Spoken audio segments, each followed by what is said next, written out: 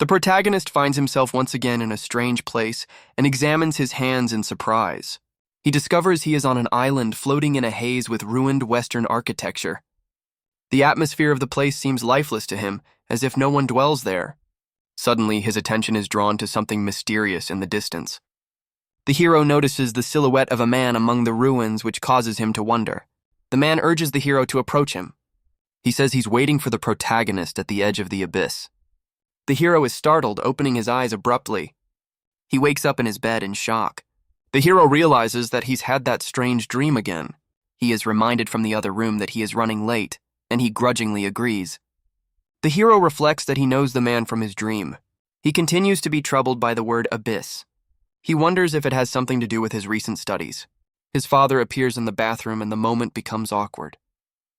The father jokes about his son oversleeping, and Sora reminds him that he's 15 years old now. The father continues to show off his body, and the son turns away, finding it distasteful. The hero laments that he has to see his father like this in the morning. His father promises to buy a big house when he gets rich. The father continues to dream of the future, but the son skeptically notes that these promises have already lasted 5 years. Dad notes that it's been more fun since joining the service, spitting in the sink. The hero realizes that the family's life has indeed changed after his father's service. He recalls that his brother has been in the defense service for 3 years and plans to follow that path himself. The hero thinks that soon he will have to say goodbye to the usual family life. At breakfast, he remembers his carefree father and perceives his non-seriousness. The mother cusses, but the family atmosphere is warm. The hero is genuinely happy, hoping things will stay that way forever. Suddenly, an earthquake starts during breakfast. The family is distraught. Once at the window, they see something grand appearing in the city. The hero knew the end of the world would come at some point, but he didn't expect it to take this form. A huge tower appears in the center of the city, consuming everything around it.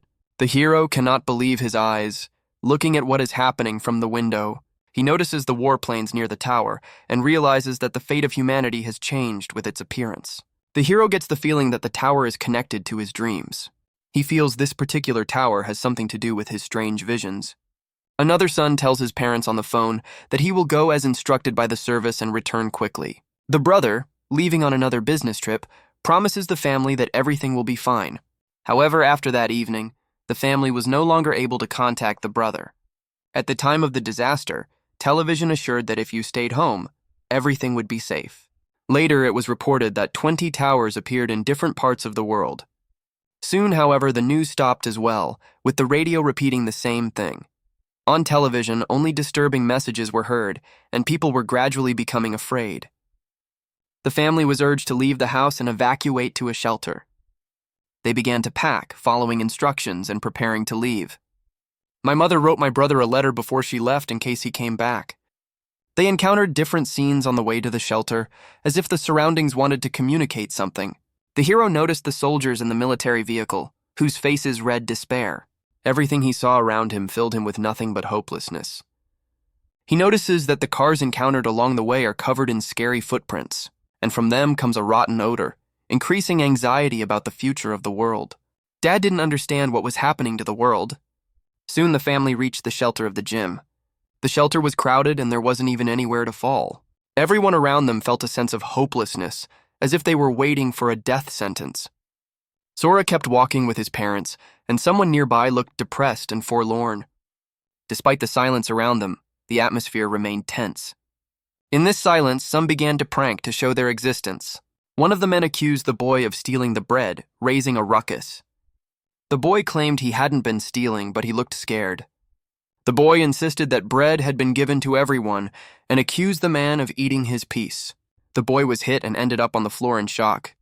The others were surprised at what they saw, but no one rushed to intervene. The man savored the moment of his victory, holding the bread in the boy's hand. He taunted the boy, saying that he could now take his bread because he had had enough. The man stated that he would take his bread until the boy died. He added, however, that the boy wouldn't last long anyway. Suddenly, Sora's father stood up for the boy, asking what he was doing. The man rudely replied to the man to stay out of it. The boy's defense attorney demanded the bread back. The outraged man tried to attack back, but his father was stronger and stopped him abruptly. The defeated man remained on the floor in pain. The father handed the boy his piece of bread and the bully cursed the situation. but our father gave him that look, letting him know not to make a fuss. The offended man reacted with irritation at losing. He angrily warned to be remembered and left. Sora and his parents were watching. Sora anxiously said, "Daddy." Sora's father assured the family that he would look after them. However, the bully promised himself that he would never forget the face of his abuser. Sora remained silent while simultaneously reflecting on what had happened. Sora remembers Kagawa Eiji, who always bullied him. He thinks Kagawa is real trash. Suddenly, a guard appears and announces an alarm. Everyone is ordered to evacuate to the mobile car behind the shelter. One of the adults, not understanding the situation, demands an explanation of the reason for the evacuation. The soldier explains that the reasons are secret and he can't give any more information. The man suspects why the truth can't be revealed. Angry, he blames the guards for keeping them locked up for 2 days. He goes on to argue, if they pay taxes, they should know the truth. It became clear that the tension in the hall was building. That's when the threat appears. The enemies are close, everyone is told to run. Sora, along with her parents, is trying to break free. He gets a bad feeling about what's going on. The guard can't hold back the door any longer and everyone panics and runs for the exit. Suddenly, monsters burst through the door, causing panic. People scatter in terror, and one of the monsters looks intimidating. Sora looks on in horror at what is happening and can't believe what she is seeing. He doesn't realize what the monster is, and in panic, everyone runs away. Sora and the others scream for help as they flee from the monsters. His parents call out to Sora, rushing him to the rescue car. People are rapidly running down the street away from the threat. Sora realizes he's falling behind and tells his parents to go ahead without him. The parents look around and call out for Sora, but the crowd prevents them from getting out together. At the last moment, Sora grabs an outstretched hand, trying to get out of danger. Sora tries to squeeze into a truck with other people, but they yell at him that there is no more room and if he hesitates, let him leave. Sora is angry and determined to act. Seeing the hopelessness, he decides to climb into another truck despite the danger and his parents screaming his name. After trying to get into the car, Sora realizes there's no room there either. He notices that another car is already full. Then Sora sees the last open truck and rushes to it. He rushes to the last truck just in time to get in. However, other people get in his way, trying to throw him down. Sora struggles to hold on to the edge of the body. Someone extends a hand to him, and Sora thanks him for his help. But the one who helps does so in a not entirely friendly way, repeating words of gratitude with a sneer. Sora is startled to realize who he has seen. His savior turns out to be Kagawa Eiji, who smiles evilly, and Sora is taken aback by this. Kagawa pushes Sora down, telling him to die in his father's place. Sora falls off the truck, realizing that this could be the end. He falls to the ground, hitting himself painfully. Sora instinctively covers her head, not wanting to die after all. It's not every day you get trampled. He's being trampled, and he's desperately asking for help. As Sora is about to lose consciousness, he sees transparent legs in front of him. A ghostly man appears in front of him. Sora can't believe his eyes. Once face to face with the man, Sora remembers seeing him in a dream. The stranger promises to wait for him at the bottom of the abyss. Sora comes to her senses, lying on the ground. Everything around her has changed. He doesn't realize if it was a dream and looks around, frightened. Suddenly, someone attacks him. Sora is shocked at what just happened. The stone mace was almost upon him. A monster appeared in front of him, determined to kill the boy. The young man didn't understand where the monster came from. Besides, he doesn't see his father and mother. Why he is here, he doesn't know that either. He is tormented by the question of whether he is in hell and whether he is dead. Sora gets a wound from the monster's blow. It gives him real pain. The shards of the gun were on the ground, and Sora realized something. He noticed that the monsters only kept coming at him. The goblin, in turn, was eager to savor the kid's flesh. Sora starts to run away because she doesn't understand what the hell is going on here. Sora recalls how the giant tower appeared and changed everything around it. He thinks again about how Kagawa Eiji threw him off the truck for his own gain. Sora is also not oblivious to the mysterious man from her dream. Right now, he is under a new attack from a monster that swings a mace from above. Sora is filled with anger and rage towards those who betrayed him and challenges the monsters. He gathers his will in his fist, uses a rock, and delivers a fatal blow to the monster. After the battle, Sora looks at the monster's dead body, realizing that he survived. He begins to scrutinize the monster and notices that it looks like a character from a video game, with some runes on its chest. At this point, Sora gets even more frightened, not realizing what's going on. Suddenly, a strange crystal begins to emerge from the monster's body. Sora is in shock at what she sees. A mysterious artifact appears on the monster's chest, emitting a mysterious energy. The crystal begins to float and flies straight towards Sora, surprising him even more. The crystal suddenly penetrates his body, causing him to panic. He realized the crystal had pierced his body. Sora notices that his facial wound is starting to heal quickly right before his eyes. Feeling unusually strong, he realizes that he is becoming stronger and has gained new abilities. Sora wondered if he could get stronger after defeating enemies like in the game. He thinks there may be other monsters on this small island, so he decides to check out the neighborhood to make sure he isn't caught off guard. Sora is completing her rounds of the island. He doesn't find any other monsters around. It seems to him that the only way out of here is the way forward to the ruins. Sora cautiously approaches the cliff. He notices that there is a haze over the island and steps floating in the air in front of him. These steps seem very dangerous to Sora. However, he makes up his mind and begins to climb down them. He ponders that this is the perfect place for the monsters in the game, and worries because if it were a game, one could be revived, but reality is far more dangerous. He's afraid to risk his life to see if it's a game or not. With difficulty, but Sora makes it to the entrance at the end of the stairs. He cautiously peeks inside the ruins. In the center of the hall, he sees a mysterious tombstone with fire. Sora doesn't recognize the writing, but somehow begins to understand its meaning. He learns that the fragment belongs to a scribe, and if he collects all the fragments, there will be a chance to leave the abyss. He realized he was in Besna, and now he had a goal. If he put all the pieces together, he could get out of here. Sora is glad he got his chance. He feels encouraged and believes that if reasoned calmly, the first monster wasn't that strong. Sora is determined and thinks he now has a chance of getting out alive. He analyzes that the first floor of the abyss was small, and the monster he defeated was numbered 1. On the second floor, the monster was numbered 2. There were already 4 monsters on the third floor, and the number 3 was carved into one of them. The fragments needed to move on. He finds only those monsters that have the right number. These numbers are a kind of key to get to the next level, and the difficulty increases with each floor. The higher the floor, the stronger the monsters become. But the hardest part is finding the right key to promote. Plus, the floor area of each new floor is doubled, and with each floor, the number of monsters doubles too.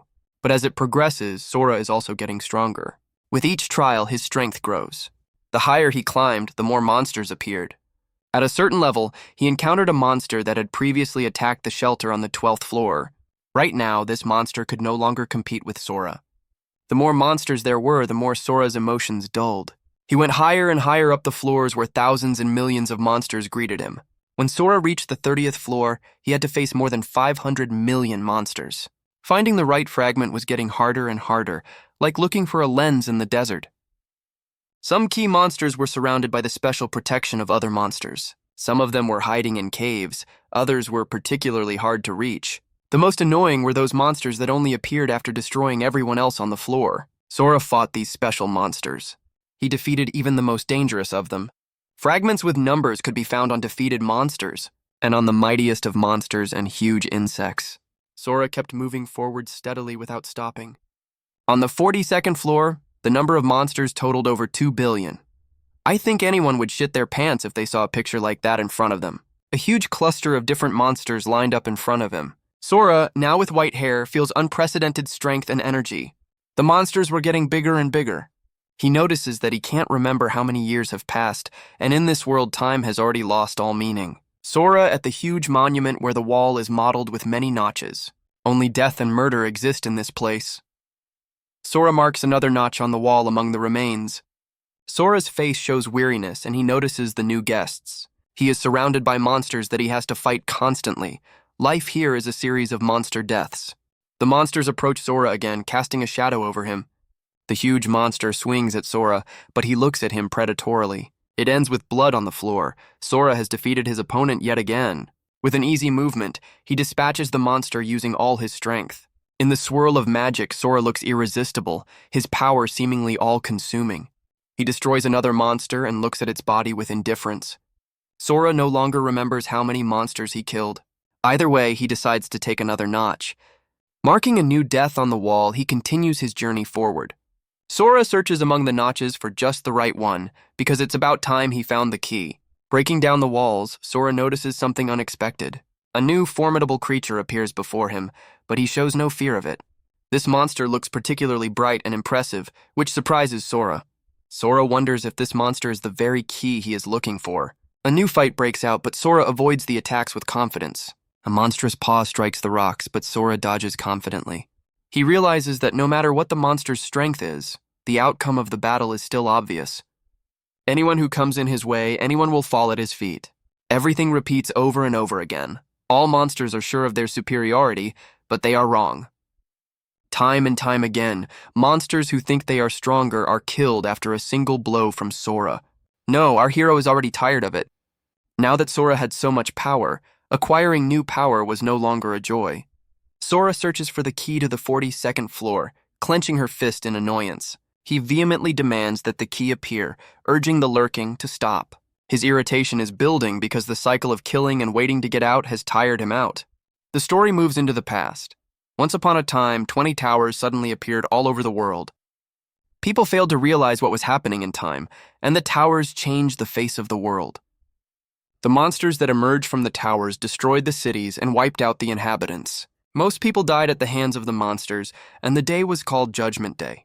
Those who survived the Day of Judgment were very few. Only a select few have awakened to the system's abilities. Incredible power was available to them. The awakening began with notifications on the system. The awakened began to receive tremendous powers through the system. These people banded together in hunters' guilds and brought at least some order back to the world. But at this point, the story is back in the present, where Sora runs wolf, and it should be the other way around. Sora, tired of running, orders the dog to show his characteristics. The hero sees something strange in front of him. It was a summons. Someone is calling this dog to the surface. Sora notices that human speech is heard nearby, which surprises him after so many years of isolation. A magnet of light suddenly appears from the portal, opening a way out. Sora realizes for the first time in a long time that there is a way out. He has hope. Sheer amazement overwhelms him when he sees that it is indeed possible to get out. Sora rushes towards the portal, driven by the sole thought of finding that exit. He leaps into the glowing portal, determined to get out at any cost. System notification sounds. Summon of the Abyss cannot move more than 2 creatures at once. Sora is surrounded by magical chains. The system blocks an attempt to spend more than 2. Inside himself, he decides that no one is going to stop him from getting out of here. A desperate determination appears on his face. No one can stand in his way. System flashes and magical blockages don't stop Sora. He rushes forward. He gives himself over to his impulse, tearing through all the system's obstacles to get to the exit. At the same time, an ominous atmosphere prevailed near Earth's southern city. Darkness, wind, and bats over an abandoned graveyard. The girl with pink hair, looking very worried, breathes heavily and continues to run away. It's a level 19 Yu Sonozaki. She thinks she can't let her pursuers catch up with her. But then her foot gets tangled in a vine. Losing her balance, the girl falls. She, breathing heavily, realizes that the situation is becoming dangerous. The one who confused Yu with vines says that Sonozaki is causing too much trouble. The 2 strangers demand Yu hand over a special teleportation scroll, pointing out that the item is too valuable for a beginner of that level. A man with a gray beard threatens her, saying he will be cruel if she doesn't hand over the scroll. The mage girl stops him and reminds him that it is forbidden to kill. Yu objects that it is forbidden for hunters to attack each other, because it is a violation of the rules.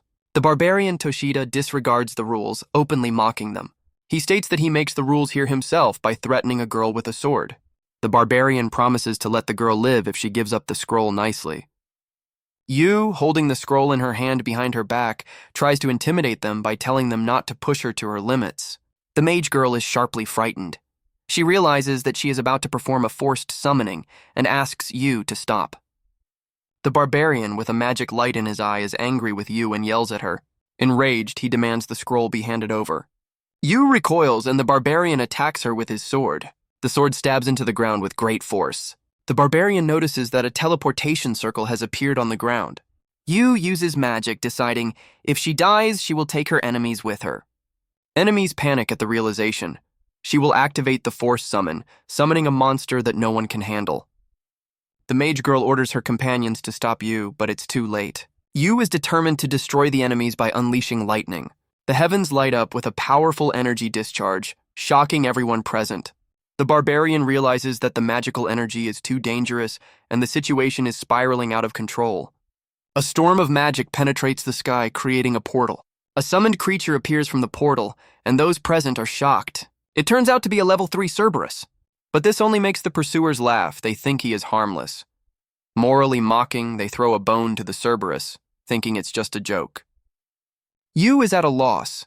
Instead of a scary monster, a harmless beast has appeared, and her enemies mock her, saying that she risked for nothing for such a thing.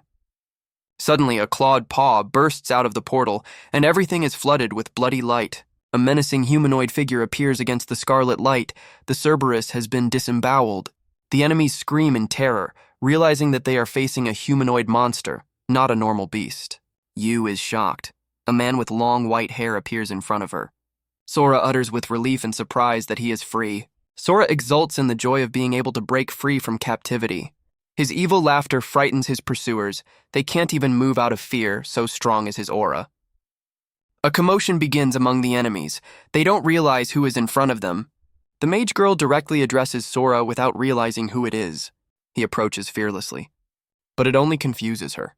Sora's demonic red stare instills terror. He grabs the girl by the shoulders, demanding to know if he is on Earth now. She confirms that they are on Earth. Sora is relieved to realize that he's finally back. Barbarian and his partner, having come to their senses, try to banter, like maybe it's just cosplay. But things are heating up again. Sora is just standing still, and his enemies are threatening him with the name of their guild. All as one strike our hero with their swords, but something shocks them. Sora's gaze is full of intimidating violet energy. He's clearly much stronger than everyone around him. A muscular man with a headband is horrified to notice something in front of him, calling it a monster. Sora looks at the man and can't figure out who it is in front of him. Soon he notices that it's a monster. Yes, it's definitely a monster. The man begins to scream in pain or fear when Sora attacks him. Holding the muscular man back, Sora orders the man to show him his number. The man doesn't understand what Sora is asking and tries to come to his senses. Sora's reaction is surprise when he realizes something important. Sora's hand becomes like a clawed paw, increasing the tension. The man becomes even more frightened as he looks at the terror-inducing Sora. In his fear, he loses control of himself, which is noticeable by the puddle under his feet. He realizes that even with his body, he is not capable of facing such an opponent. His comrades panic and call him boss. Sora orders the entire group to get away, and the people are confused but relieved to leave. The group retreats in panic, and the boss is threatened that he will regret it. The pink-haired girl watches Sora and is amazed at his strength and terrible scars. She wonders, perhaps Sora is a demon from the abyss, brought into existence by a scroll of displacement. Sora asks the girl how many years it's been since the tower appeared.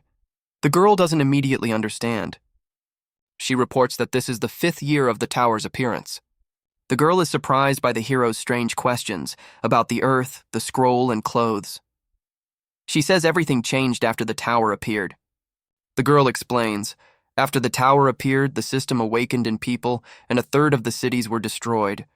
Sora ponders how the outside world has changed so much in the 5 years he's been in the abyss. The girl adds that S City has already survived its 7th attack, and she has miraculously escaped. Sora is shocked. S City was the place of his life. He asks in a panic what is happening to Imai City now. The girl replies that the city is already in ruins. She adds that strong fighters have gone there. Perhaps they can stop the monsters. Sora anxiously figures out how to get to S City from this place.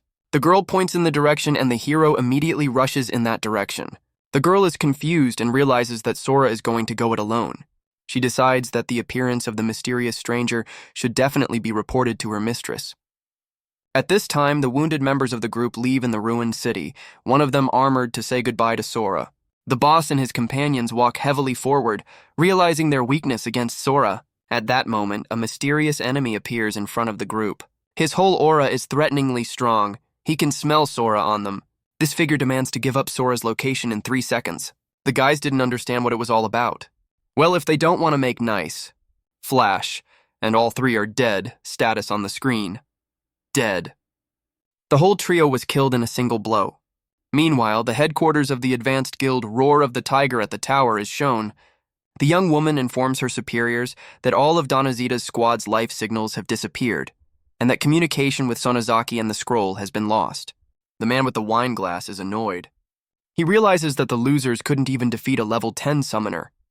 The woman explains that their signals disappeared at the same time. They were all destroyed at once. The man is Mukai Licht, a level 118 storm priest. He notes that they were killed in a single blow.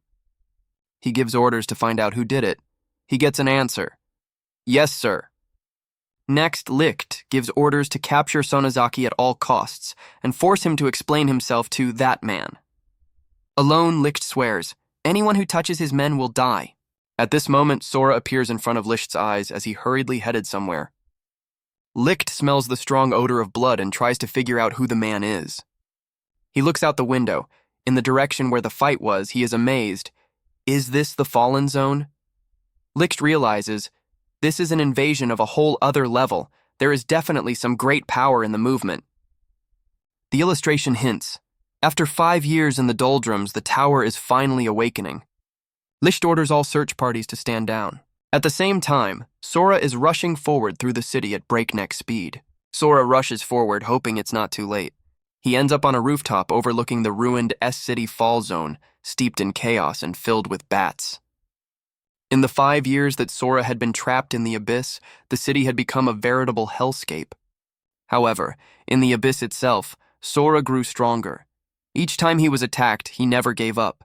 Sora used to be a coward, but now that fear was a thing of the past. Sora was now considerably stronger, handling even giant monsters. Over time, his senses dulled. He was on the verge of turning into a beast, forced to survive at all costs and feed on the flesh of monsters. However, thoughts of family kept Sora from becoming completely embittered, helping her to maintain her humanity and awareness. The monsters that once instilled terror in him now cause him no fear. To Sora, these creatures have become mere weaklings that he can easily deal with. Sora rushes forward and thinks of her parents and brother, hoping they are okay and mentally asking them to stay safe. The once thriving city of S has fallen into ruin. The buildings are destroyed as if they were shaken by a massive catastrophe, but no signs of monsters can be seen. Since everyone was evacuated, no one lives here anymore. Sora returns to her old ruined dwelling. He steps inside, illuminated by daylight. Even though Sora realized he wouldn't meet anyone, he came here anyway, for this place held his happiest memories. Spotting something on the table, he wonders. Sora finds a letter saying that the upstairs thinks he's dead, but his family is still waiting for him to return. His family has left his belongings behind and decorated his room the way it used to be. The letter says they believe he's coming home. In the closet are his favorite things in different sizes so he can change when he shows up. In the box is a map to the 6th hideout. The family asks him to find them if he reads the letter. Sora holds up a family photo, the letter again saying they will be waiting for him.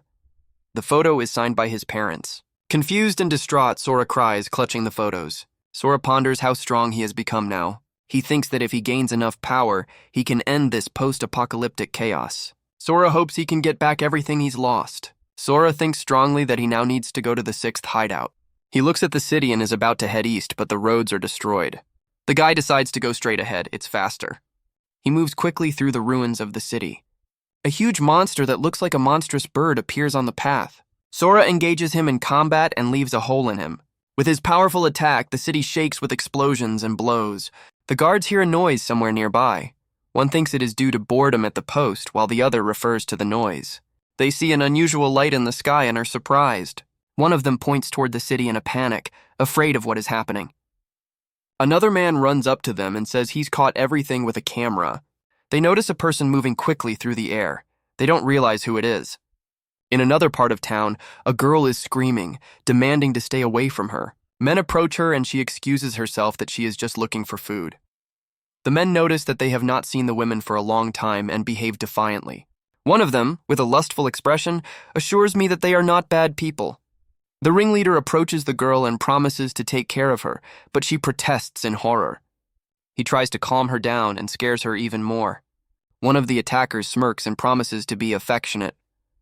The man says it would be a shame not to use her body, continuing to threaten her. There's a stomping sound not far away. Someone is approaching, and it's a classic hero emergence scene. Sora looks at them contemptuously, calling them scum. The bandits are alarmed and ask who it is. The ringleader threatens John Doe if he gets in his way. The leader orders his underlings to attack our hero. Two of the bandits rush at Sora with guns.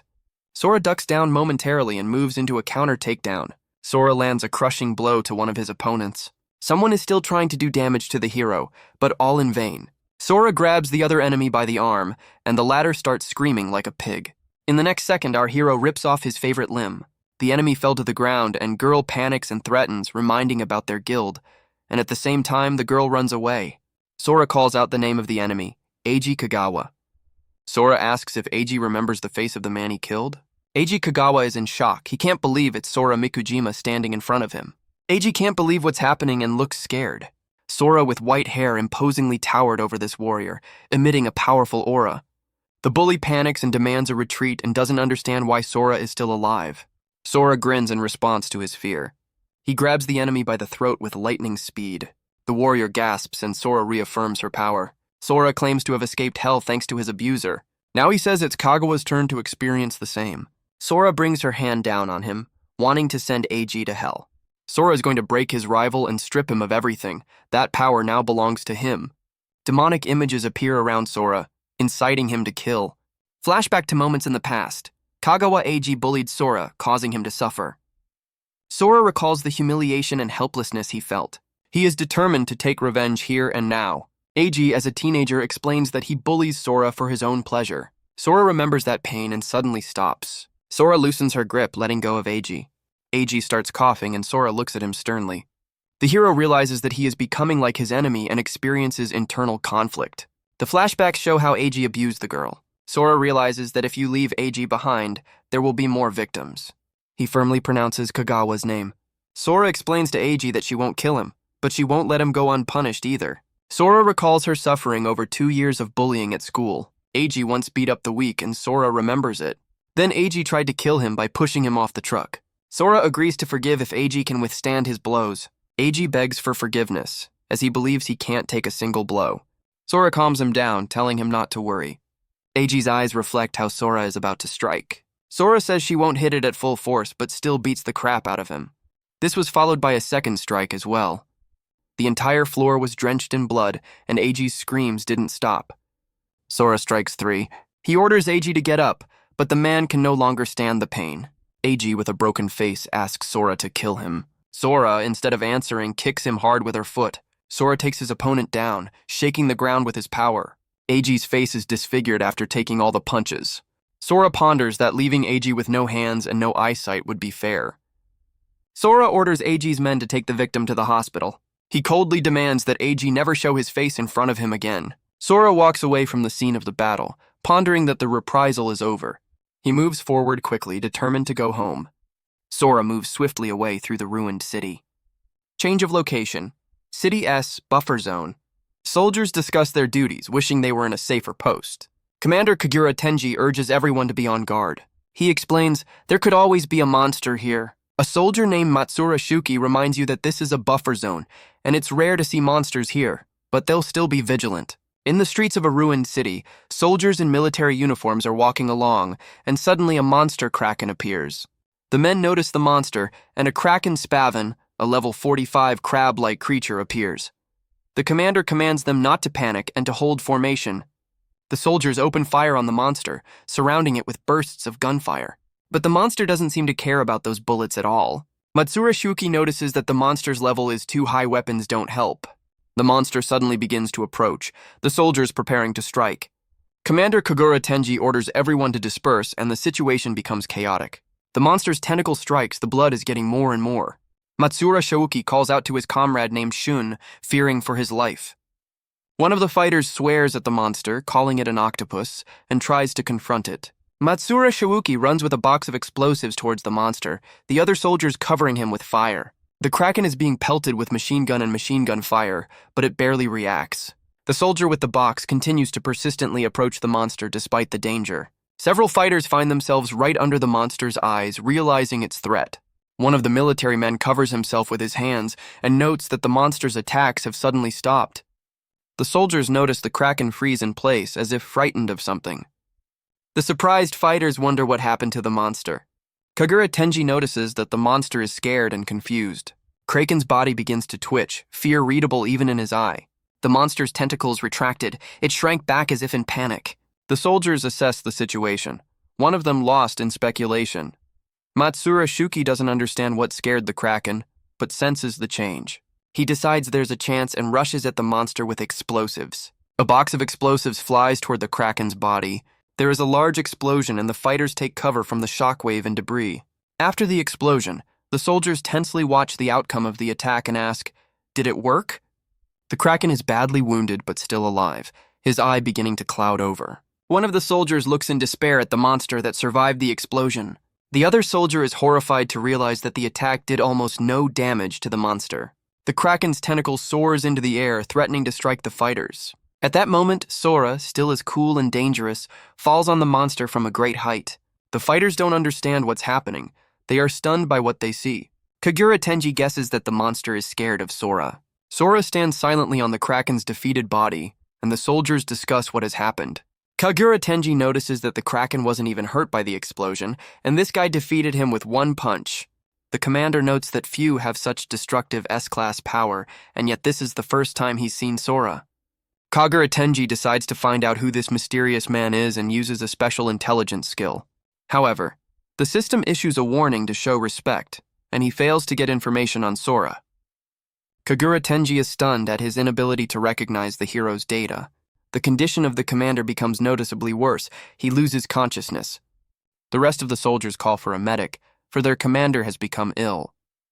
Sora watches in surprise and doesn't understand why there is such a commotion around. Sora approaches Matsura Shuki and expresses her desire to ask him a question. Matsura Shuki readily agrees to listen to Sora. Sora asks how far away shelter number 6 is. Matsura Shuki explains that the refuge is about 50 kilometers to the north, but it would require going through Area X. Sora interjects interestedly about Area X. Matsura Shuki explains that Zone X is a monster containment area where many hunters are now concentrated to repel the wave of attacks. While the two are chatting, the soldiers find many rare items from the defeated Kraken's body after the battle. Sora notes that in this world you can get drops from monsters, just like in the game. Sora wonders to Matsura Shuki how strong this monster was for their squad. Matsura Shuki replies that the Kraken was a level 45 creature, a very dangerous and powerful opponent. Sora wonders if the military is having serious difficulty with the current situation and asks how many monsters above level 45 are now on the attack. Matsura Shuki replies that there are probably less than 100 and adds that if there were more such monsters, humanity would have been wiped out long ago. Sora thanks for the information and says he understood everything. Matsura Shuki is stunned, reacting without words to Sora's departure. Shuki calls out to the protagonist, trying to hold him back. Matsura Shuki recognizes that his request would be selfish, but turns to Sora. The soldier asks Sora to go to Area X, adding, "Please," and bowing in respect. He explains that with a strong hunter like Sora, many people could be saved. Sora clarifies that the path through Area X is the shortest route to Asylum 6 and receives confirmation. The hero agrees to go through Area X, and Matsura Shuki is surprised. Sora says that on the way to Area X, he will destroy all the monsters he encounters.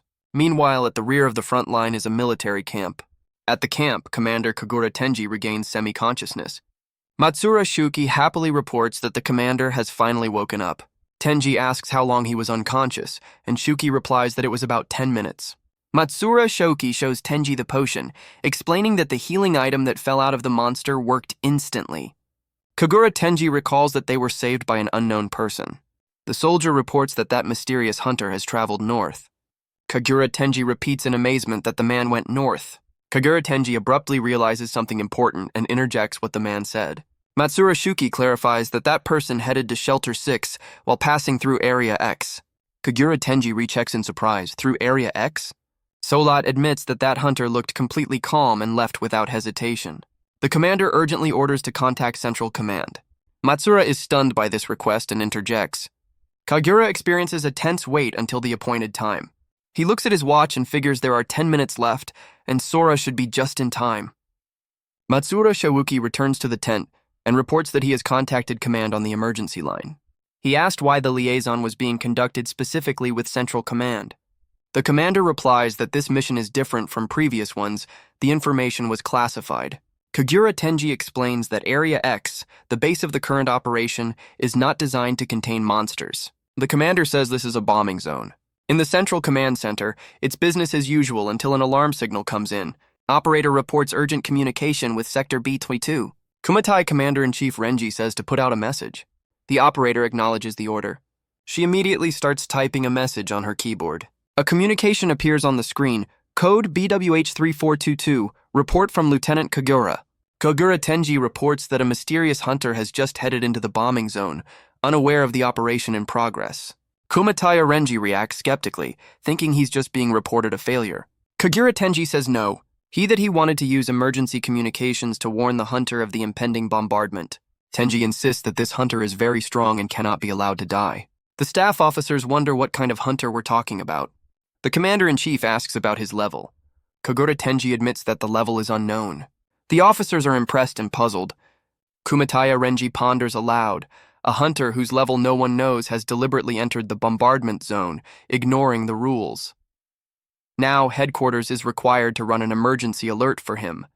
The female officer suggests that the man is likely to be killed by the monsters before HQ can even relay the warning. Kumataya Renji mockingly states that Lieutenant Kagura may not have much intelligence, but he does have a sense of humor. The commander-in-chief continues to smirk, taking the whole situation as a joke. At the meeting, the blonde man says that some of his subordinates are still not trained enough and cannot act on their own. The female officer is silent in response. The man continues to quibble about the situation with the woman's subordinate, believing he should not interfere. He expresses his doubts that if he reports to his superiors that a subordinate interfered with an operation, his commander will also be held responsible. The woman remains silent. A woman named Tonosaki Mi, a Western commander and level 73 Golem Tamer, ponders suspiciously whether the commander would really interfere with his own in such a dangerous situation. She thinks such thoughts are silly. Tonosaki Mi ponders that Kagura Tenji, whom she thought was reliable, is the one who wants to stop the operation to save an unknown person. Kagura Tenji, appearing on the holographic link, thinks of the incredible power of a man unknown to them. Kagura Tenji is shown among his soldiers. He is pensive and concerned. Tonosaki Mi remains silent in thought for a while. She states that she doesn't believe Lieutenant Kagura really wants to disrupt the operation. Tonosaki Mi threateningly makes it clear that if Kagura doesn't explain the reasons for his action, she will bring him to a court-martial herself. Kagura Tenji is dumbfounded and can't find the words to respond. Tonosaki Mi turns to Major General Kumagaya, asking if he agrees. Kumataya Renji is annoyed by what's going on, but holds back. Kumataya Renji demands justifications from Kagura that can be accepted. Kagura reports in conversation that an unknown person defeated a level 45 Kraken spawn with a single blow. This news startles Tonosaki Mi. She reasons that the one has strength higher than an A-rank hunter and hypothesizes that it might be an S-rank military hunter. Kumataya Renji immediately dismisses her assumption, saying that all the S-rank hunters are on missions right now and no signals from them have been recorded. Tonosaki Mi clarifies over the comms why it's impossible to determine the level of the mystery man. After all, the intelligence skill should show that. The commander confesses that he could not determine his level. Tonosaki Mi is surprised by his answer. He explains, when he used the intelligence skill, the amount of information was so great that he passed out. Kumataya Renji, to summarize, suggests that the stranger's level is at least 100th. At headquarters, all the officers are tense, pondering this news. Kumataya Renji confirms, the stranger's power is truly exceptional. However, he believes that the operation should not be stopped for his sake. Eastern Commander Yuasa Nobuo, a level 44 stone mage, supports this view. The military can't quit a mission due to uncertainty. Yuasa Nobuo explains that the operation will involve 4 corps and hundreds of thousands of soldiers. There are enough people to surround the danger zones. The holographic map showed the layout of the environment, where each unit had to destroy the scattered monsters after the bombardment. The plan called for the fighters to eliminate the monsters after the bombing. Yuasa adds that if the alarm is sounded, the alarm will attract all the monsters to one area, and the defenses there will be quickly breached. In this case, hundreds of thousands of soldiers will die. He comes to the conclusion that one life can save tens of thousands. Yuasa recognizes, even if this man were an S-rank hunter, the risk is still too great. Kagura Tenji can't answer anything while at a loss. Tonosaki Mi temporarily falls silent, mulling over a decision during the video call. Then Tonosaki Mi regretfully announces, the decision has been made. She reports that Kagura's offer is rejected. You can't sacrifice an entire army for one. Final Tonosaki Mi reiterates, this is the final decision. When the call is completed, the phone displays an end of call message. Kagura Tenji drops his hand with the phone in heavy emotion. His subordinates are also stunned. He clenches his fist, unable to contain his inner tension. One of the soldiers sympathetically places a hand on Kagure Tenji's shoulder, reminding him that they did the best they could. Kajura stands grimly, while Matsura Shouki looks at him intently. Kajura agrees through gritted teeth that the big picture is more important than individual cases. Matsura Shouki is imbued with determination. He focuses his attention on the keys at Kagura's belt. Matsura quickly decides to take action. He deftly pulls his keys out of the keychain. Kagura is shocked and notices what has happened. Matsura Shuki runs out of the tent to the car, and another soldier is called by an officer, telling him that there are 6 minutes left before the airstrike begins. Matsura Shuki, full of determination, rushes to the car, hoping to make it in time. Kagura Tenji shouts for Matsura to return, threatening a court-martial, but he keeps going. Matsura's jeep quickly drives away while the rest of the soldiers watch from afar. One of the soldiers asks a senior officer if Matsura should be brought back. Kagura Tenji decides it's not necessary. The officer claims it's Matsura's decision, and he's ready to face the consequences. Matsura decides he's going to make it no matter what. He's tense and focused on driving, his face betraying anxiety. At this point, Matsura doesn't yet know how important the person he's trying to save is. Sora stands face to face with a huge monster on a ruined street. It was Sora, who was supposed to be saved by Matsura, who would become the hope of humanity. Matsura can't track Sora's movements and loses track of him. He wonders where he could have gone. Matsura checks the clock in the car, noting that he took the shortest route. He begins to suspect that Sora is moving faster than the car. Ahead is a dangerous area called Area X. Matsura thinks that if he uses a loudspeaker, Sora should be able to hear him. He realizes that in doing so, the monsters will notice him as well. He resolutely turns on the loudspeaker despite the danger. Matsura calms down and prepares to address Sora on the radio. Generally speaking, a soldier is prepared for anything. His car drives among the ruins of the city. Matsura considers himself unfit for service, but acts anyway. He waves, remembering the experience, holding a microphone. In a radio message, Matsura reveals that he is the soldier that Sora saved earlier. A soldier loudly warns that the area is about to be bombed and demands an urgent evacuation. Matsura repeats his warning. Sora hears it from the ruined city. Sora is surprised to hear of the approaching bombardment and wonders to himself if there are any other hunters here. He realizes that the local monsters do not constitute a danger to him. Sora notices the military planes, doubts whether the explosion will hold, and decides to avoid taking unnecessary risks. He doesn't want to leave Matsura in danger, since he came to warn about the bombing for his sake.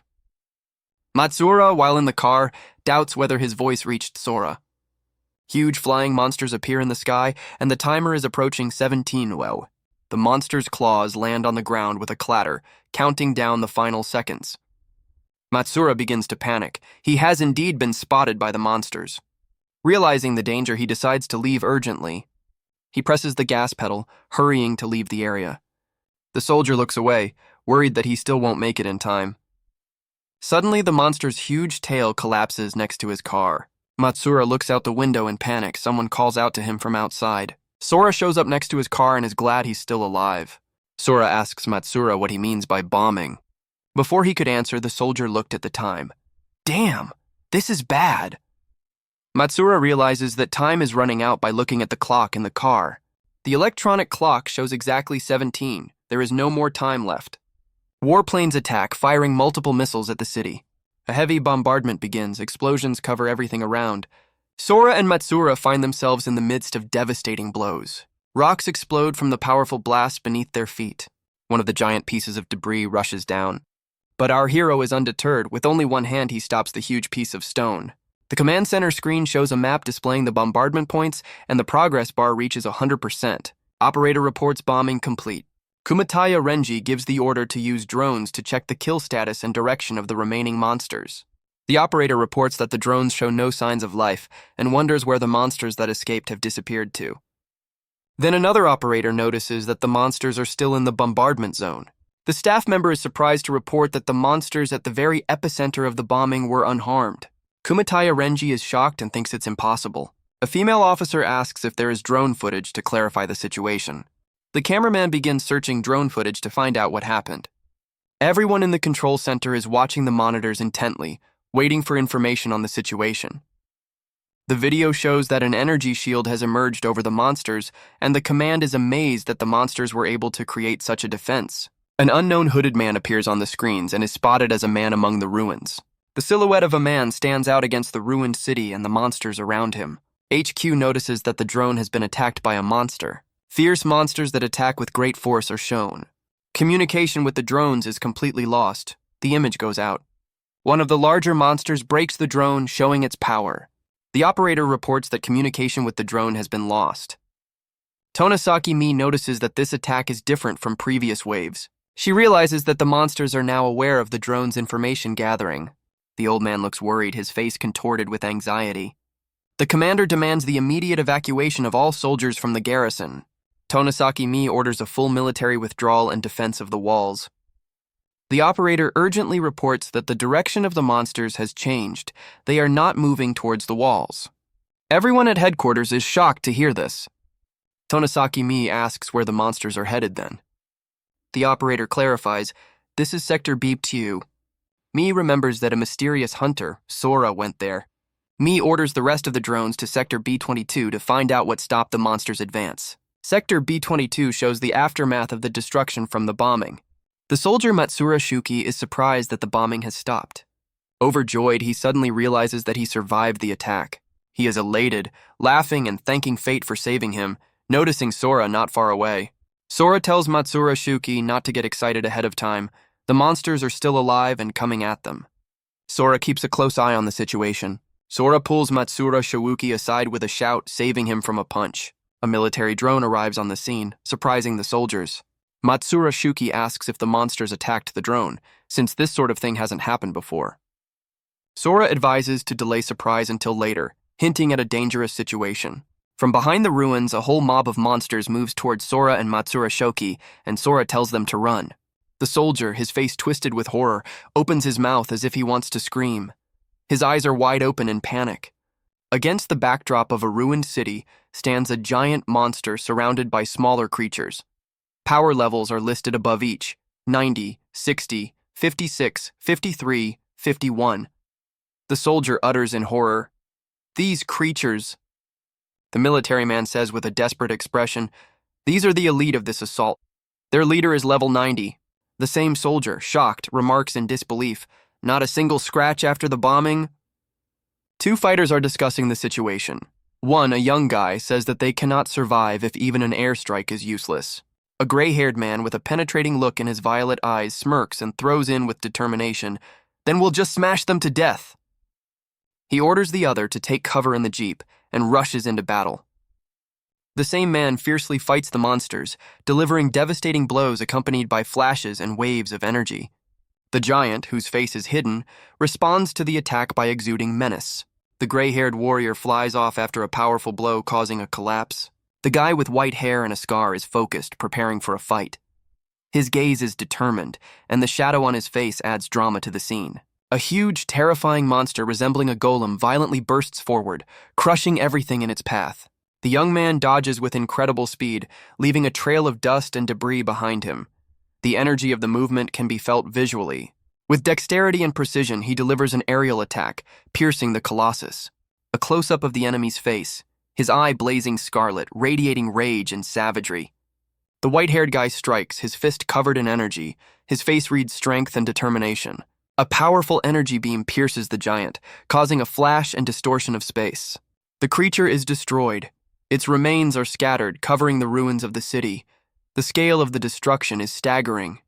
He stands amidst the rubble, his face serious and tense. The full weight of the battle is reflected in his posture. An observer hidden in a cloak emerges from the fog. The atmosphere becomes tense. The young scarred warrior is frowning, eyes anxious.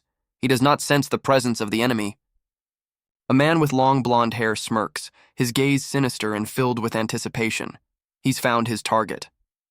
Grim tentacle roots burst out of the ground, entangling the figure below. A dark mass envelops the victim, from which emanates a bright light intertwined with darkness. The mysterious figure towers over the captive, uttering, "Found you!" The tentacles still tighten around the body. A monster with a huge maw and scarlet eyes stands behind him. The inscription reads, "Seed of the Abyss." A vile creature with sharp fangs and a helmet demands the return of the stolen goods, addressing two men, one in black robes, the other in a cloak. The white-haired, scarred man replies with defiance, not sure what he's talking about. The mysterious adversary opens his palms. Black flames emanate from them. He accuses him of stealing the power. A man in dark clothes falls down while sharp thorns grow out of the ground. He's going to pay the price. A warrior with short gray hair clutches two blades, sparkling and filled with darkness. He is tense, ready to fight. The same guy with the scar holds a black spear radiating darkness. He challenges the enemy. If this is your limit? Soaring into the sky, he dodges the blow, confident, "You can't kill me!" With spear in hand, he freezes in a fighting stance. A whirlwind of energy and concentration surrounds him. A huge, creepy nightmare creature attacks him with a strange weapon. Everything around him collapses. A man with long gray hair watches from afar. A ship floats in the sky. He looks at the approaching object in amazement. Is that a replica of Odin the Raven, course following me? A guy with short dark hair enters the fight, trying to land a killing blow, but the opponent is strong. "If you want to kill, then show some seriousness." The gray-haired warrior attacks again.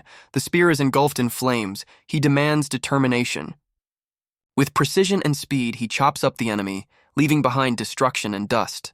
The sharp blade, as if woven from darkness, stabs into the ground, leaving a trail of energy behind it.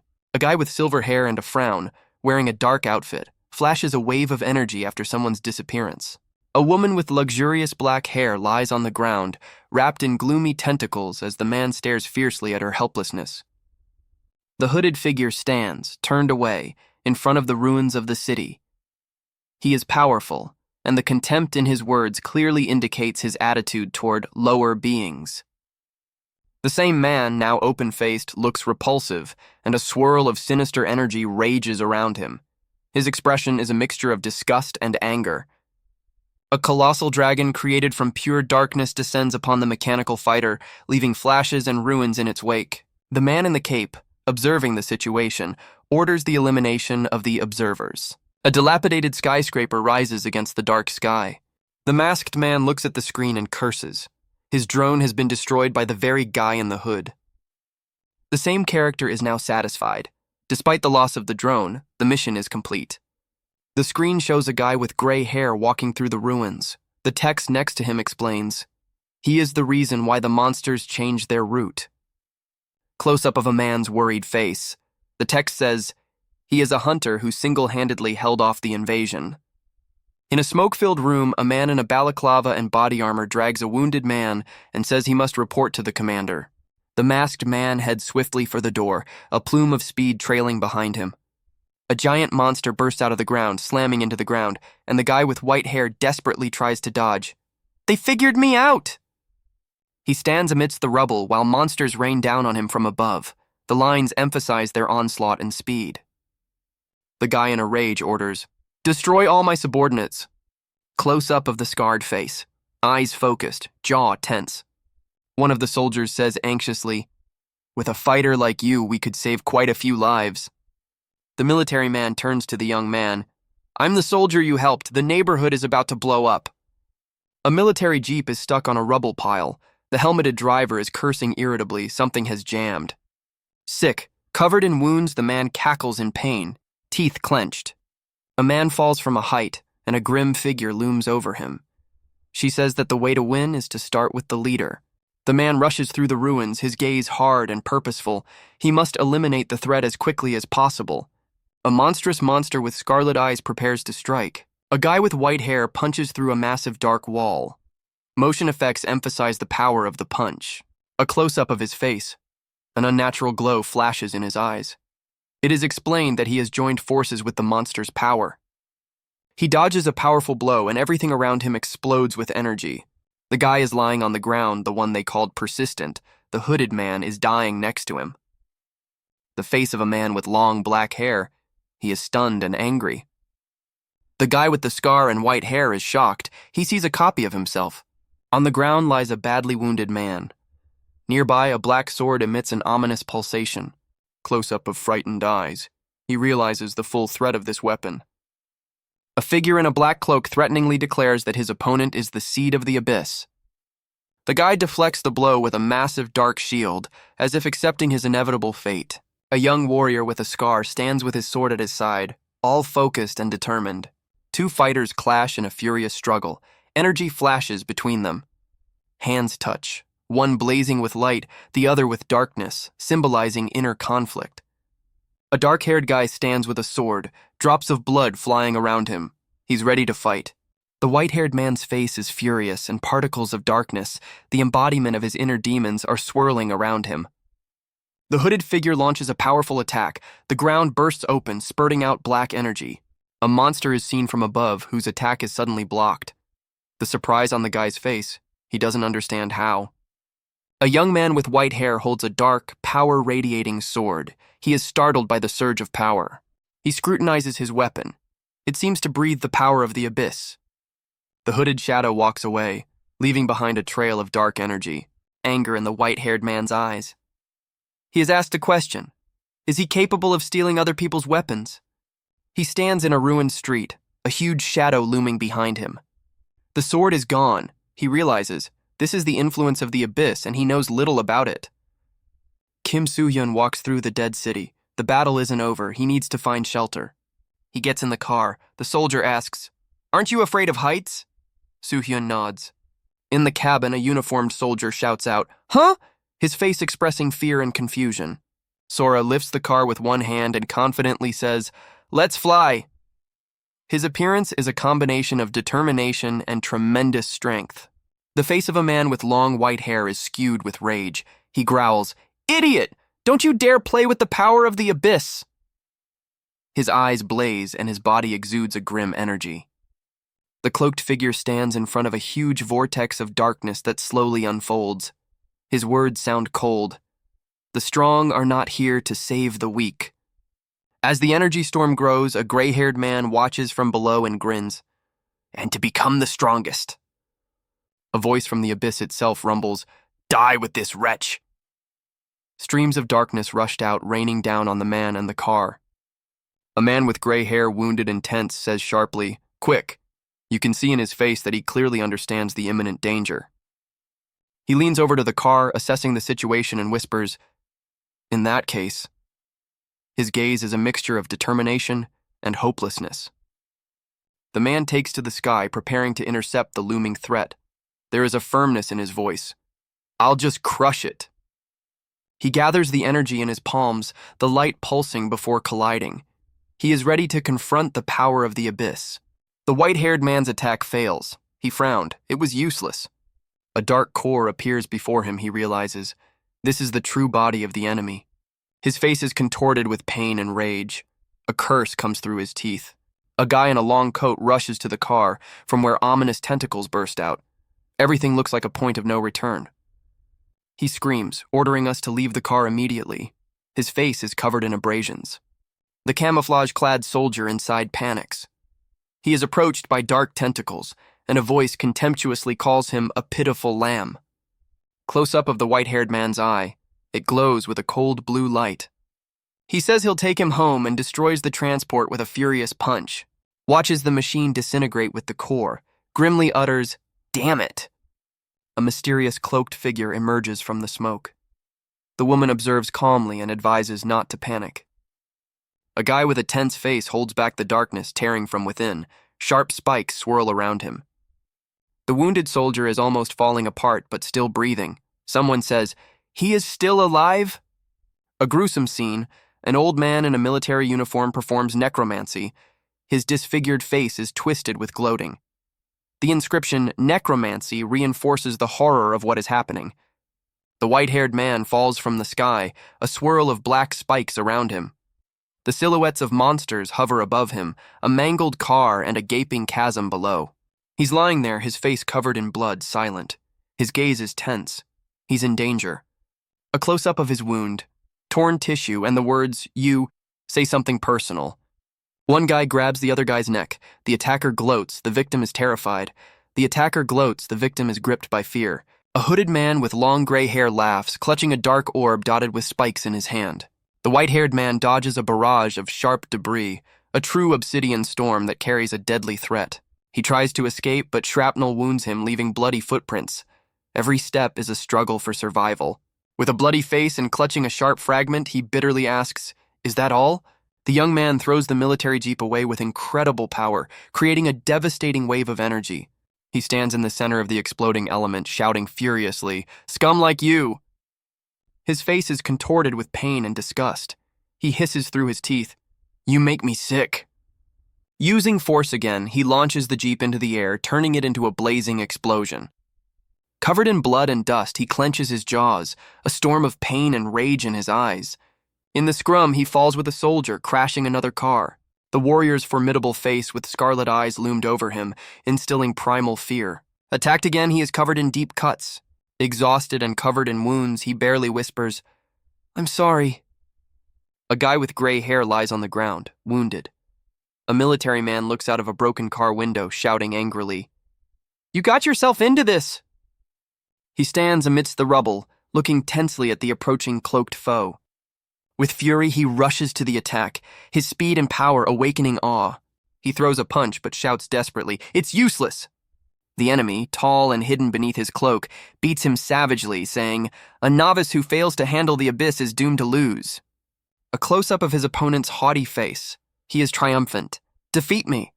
A guy with gray hair is rapidly attacking against the backdrop of a ruined city. A flash of explosion lights up the stage, showing the destructive power of the impact. He unleashes a crushing blow, declaring, "You're not on my level." Amidst the destruction, he freezes. A giant monster appears in front of him. He whispers, "It can't be." Wounded and enraged, he screams, "You really hurt me?" A young man with short white hair throws a powerful punch, blood splattering. He replies, "People are getting stronger, you idiot." There is horror and agony on the enemy's face. In the bubble, "This is bad." A shot with a lightning-fast jab aimed straight at the target. The hooded man is shocked. "Shit. After seeing one technique, you learned how to control the abyss?" The white-haired man disappears, leaving chaos behind. There's a scream off-screen. "Where did you go?" The short-haired guy attacks. His opponent tries to deflect the blow, but is stunned by the power. The opponent with long hair admits, "You're stronger than you looked." Out of breath, the guy thinks, "You might as well run away from me." His opponent is about to deliver the decisive blow. But look at this first. A huge monster descends on the city, destroying buildings. A small figure attacks it, and an explosion erupts in the sky. Pulsating tentacles of dark energy spread through the air. The guy is focused. He's preparing the final attack. His target is the creature's core. A close-up of his face. His eyes sparkle with determination. He's aiming for the real body.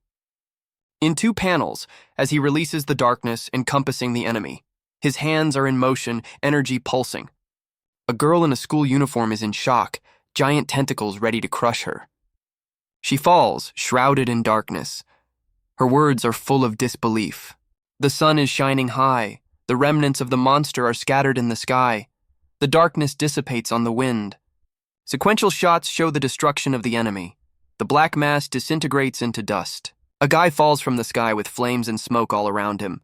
Below, the remains of a defeated monster. His eyes burn with a violet light, his face hidden by shadows. He looks exhausted.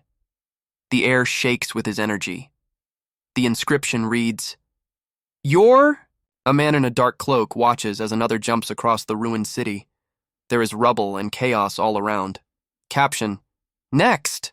An old man with white hair and tattered clothes picks up a bloody balloon. His face is full of rage and despair. He mutters, "Shit! I'll remember this." A close-up of his face, eyes blazing, hair fluttering. He's screaming, "Shadow Unity!" 3 terrifying creatures attack, spitting out blood-soaked darkness.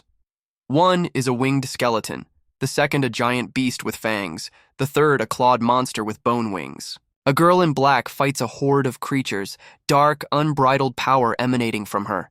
Monsters are circling around her, Japanese characters in the background. She finds herself in the midst of an explosion of dark energy that explodes across the ground. Behind her, symbols in Japanese flicker. The guy is fighting an invisible enemy, his face tense as he tries to fend off a crushing blow. Hieroglyphics continue to flicker in the background. A close-up of his face, pain and rage in his eyes. His skin bears the marks of beatings, and he looks as if he is on the verge of madness. A figure in a dark suit stands frozen among the ruins. He watches the giant spiral of energy sweep over the city. The air is filled with dust, debris, and blood. The guy with white hair asks incredulously, "He used such a technique just to escape?" A look of mild irritation on his face. The same young man with torn clothes grumbles, "Damn, the suit's ruined." He hurries off, leaving shreds of cloth behind him. Holding the picture carefully, he says with relief, "It's good that the picture of Mom and Dad survived." His expression becomes soft and touched. He stands by the car, pulling out a wounded soldier. His gaze is sad. Someone must be waiting for him at home, too. The boy removes the medallion from the fighter, who looks on in horror. The young man's face is tense. On the ground lies a wounded man. He is suffocating. The atmosphere is permeated with hopelessness.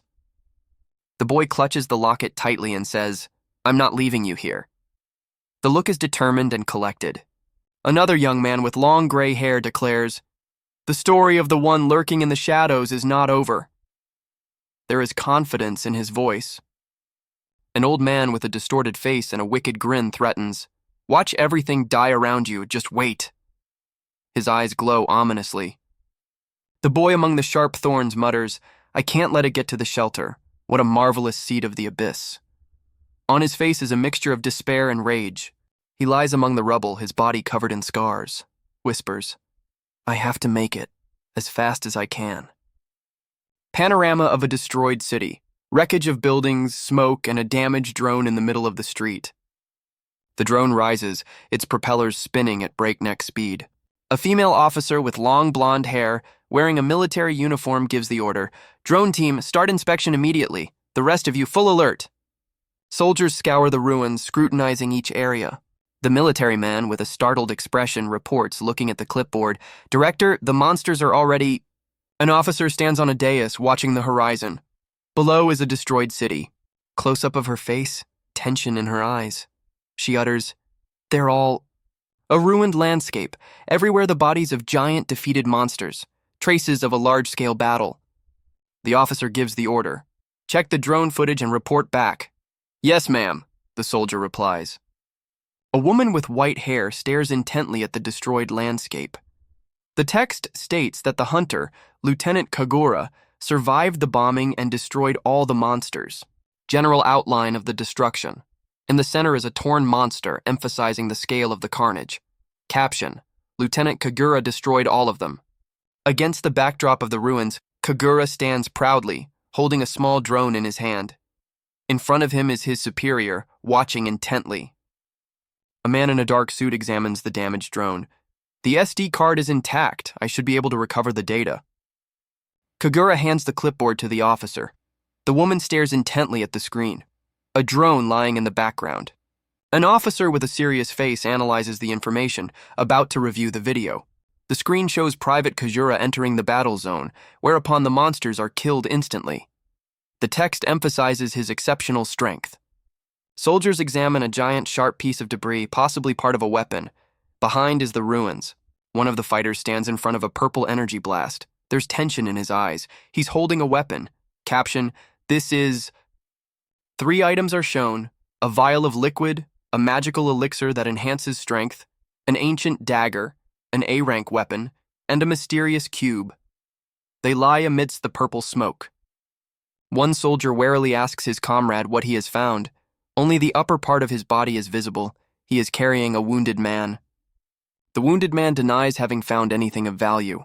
However, he is immediately accused of lying.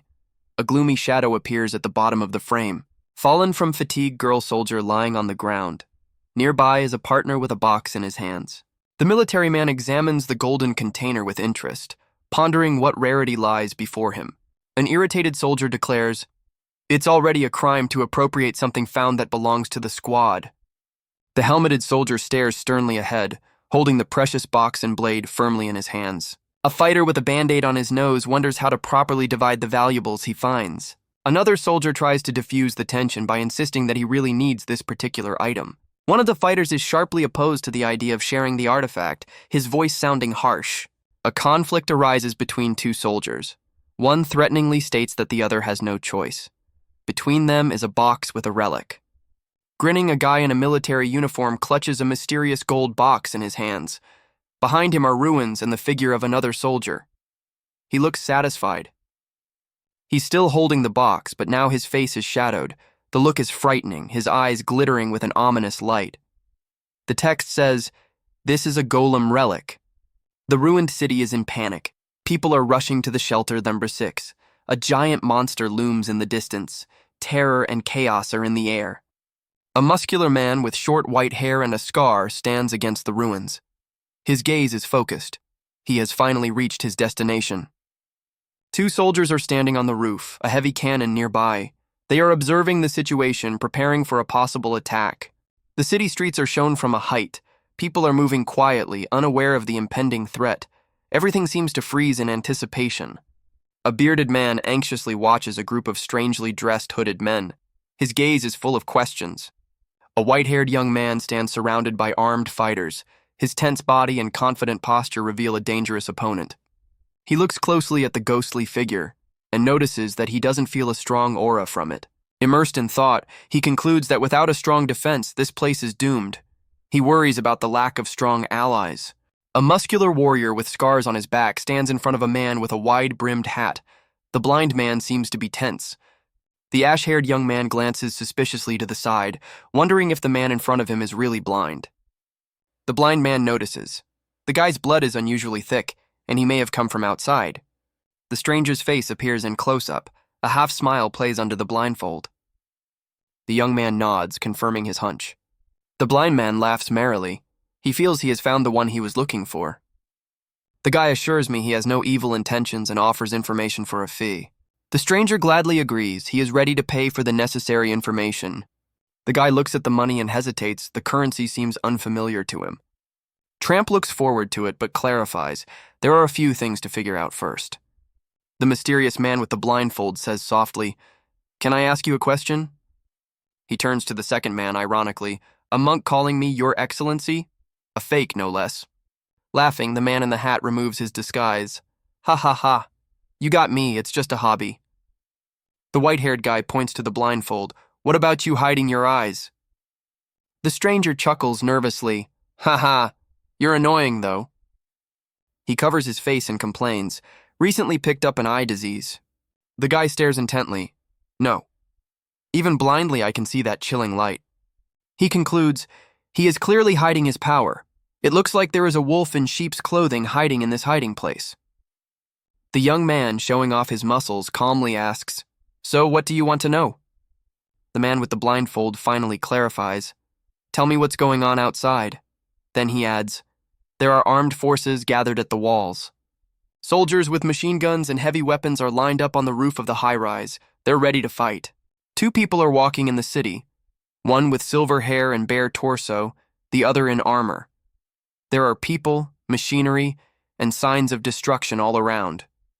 The silver-haired one mentions explosions outside the city limits. A young man with an unusual hairstyle asks a man in traditional clothes what is going on. The man is kindly ready to answer. The guy says he felt explosions in the southwest and accidentally used the power to create a map of the area. He's surprised himself. A man in traditional dress is amazed at his abilities, asking clarifying questions.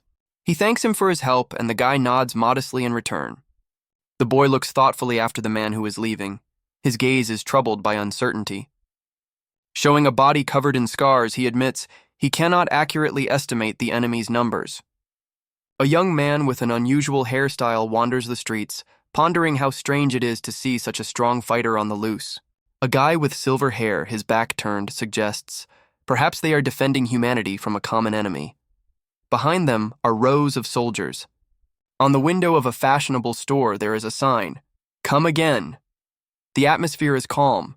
The window is full of stylish clothes. A tall guy in a long coat stands outside a store, a little glum but confident. He says he bought himself some new clothes with the money he received. He stands in front of the city, vast and oppressive. His posture reads loneliness. Close-up of his face, there is a scar on his neck. He whispers, "It's time to find your parents." He holds up an old photo of the family and decides to act old-fashioned to see them again. A guy turns to a girl with long blonde hair, a plea for help in his gaze. He shows her an old photograph, asking if she recognizes the couple depicted in it. The girl freezes when she sees the picture, panic in her eyes, fear overwhelming her. Abruptly withdrawn, she refuses to communicate and runs away in a panic, leaving him alone. He stares at her silently, perplexed. Her reaction was as if he'd shown her a ghost rather than a photo. In the tense silence, the white-haired guy asks if everything is ready. His gaze is cold and penetrating. Sora, the guy with white hair, stares at the man in the green shirt, confused. Tension can be felt in the air. With her face covered in traces of blood, Sora towers over the confused man, eyes glowing with a sinister gleam. The man, contorted with anger, resents being mistaken for a stranger. He yells irritably, accusing Sora of picking a fight in the middle of the night. Sora shows the picture and asks if he knows these people. The man is clearly confused. Surprised and dismayed, the man asks why Sora is even carrying around that photo. The man with the bandages repeats the question, insisting, "What is Sora's connection to these people?" Sora calmly replies that he is their son. There is sadness and hidden strength in his voice. The man is dumbfounded to recognize him as the boy in the picture. An enraged guy with a bandage on his nose lunges at Sora, shouting, "Are you kidding me?" A truck wheel spins with muddy splashes. The scene is filled with dynamics. Sora, still with the same picture, stands over his defeated opponent, who is in complete shock. He throws his partner into the wrecked car with force, fear on the guy's face. The one flies into the glass, face skewed in pain. "Who?" Sora asks nonchalantly. "I'm sorry, I didn't hear you. Say that again." The guy crumples, mumbling nervously. Well... Suddenly he exclaims joyfully, "Oh, so it's you! Shit, it's been ages!" Sora shows him the way. "Go straight down this road, that's where you'll find their house." As he leaves, he waves his hand. The boy gives him a grateful look. "Thanks, take care." A guy with an afro and a band-aid on his nose is giving a friend a smack, with a silhouette in armor in the background. Then in a panic, he rushes down the street. "It's bad, we've got to get everyone together!"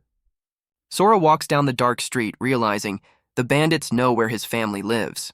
He remembers his father, a kind man who helped everyone. Then mother and family. In this world, kindness is often taken advantage of. Against the night sky, he says firmly, "I'm here now." He walks into an alleyway. He seems to have found the right place.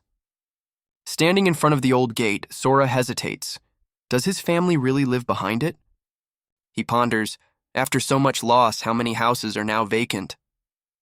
His hand appears in the background of the ancient door, ready to open it. With a mocking smirk, Sora suddenly hears his father's familiar voice. "Finished your work for the day?" He freezes. That's father's voice. Sora returns home. He is greeted at the door by a guy with dark hair. "Welcome." He looks confused, not realizing what's going on.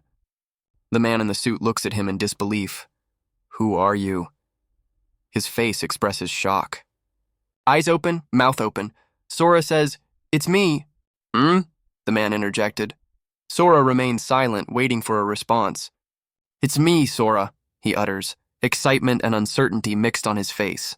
Sora's father is confused, not believing his eyes. "Huh?" They sit at a low table. There is tension and silence between them. A woman in a kimono enters with a tray. "Sorry for the wait." Sora looks at her father in silence, preparing for a difficult conversation. A man in a business suit with a smug smile says to a woman with dark hair, "In our situation, we're going to need them." She looks alarmed. A gray-haired guy with a scar on his cheek asks, "Who are they?" There is wariness in his voice. The man replies, "They are secrets that only my wife, son, and I share." He is determined to protect his family at all costs. A man in a suit, his face twisted with rage, orders his son to be disposed of if he blabs about anything unnecessary. A ninja-style figure appears in the room, a shadow hidden under a mask. The commander gives a clear order. "Roger!" The guy with the gray hair feels anxious despite the guards. Something's not right here. He tries to remain calm, figuring he can relax a little with this protection. Addresses the man. "Are you ready for business?" The man in the suit warns, "One should be careful. He will soon learn something he'd rather not know." He explains to the woman that the guy takes a cooking class every Saturday, a support group for housewives. The guy is dumbfounded. His face stiffens with shock. He knew about it. The man in the suit is horrified. How did this get out? The disguised young man is horrified to recognize the man with the knife and tomato as the leader of a group for housewives. The gray-haired man grinningly tells us about his secret fascination with ballet. The masked guy watches in a daze as he demonstrates a perfect ballet pose with astonishing grace. The face of the man holding the tomato contorted with anger. The cloaked young man's eyes went wide with fear. A man with gray hair sits at a table with two women and another man. There is a disturbing tension in the room. A young man with gray hair tells his father that he doesn't have to be his child to guess something. The silver-haired boy confidently offers to discuss family secrets with his father. The father looks at his son in disbelief, doubting his words. The guy with gray hair, grinning, warns his father that he had warned him beforehand after all. A man with ashy hair and a tense expression utters, "Gee, go ahead." The man has a look of determination and anxiety in his eyes. There are three people sitting at the table, a man with glasses and an expensive suit, a woman in a kimono, and a man with gray hair who claims that the Japanese blade is just a copy. A masked figure hides in the shadows, expression contorted with suspicion. A replica? A guy with gray hair argues with a man in a suit, strongly objecting to the claim of forgery. Don't be ridiculous. Do you have proof?" He shows the sword and states that his brother's bite mark was left on the hilt. The second man is shocked. Huh. Suddenly, a group of men appear, ready to attack. The masked observer realizes that 38 people have been killed with this weapon. The blade stabs sharply into the back of a guy with gray hair. The masked figure notices that the guy talks a lot, but his target is actually the head of the clan. Close up, the sword slides into its scabbard with a slight sound. A guy with gray hair holding a gun shows the mechanism that allows it to extend and retract. It retracts too, huh? An irritated guy with white hair and scars on his face stares straight ahead.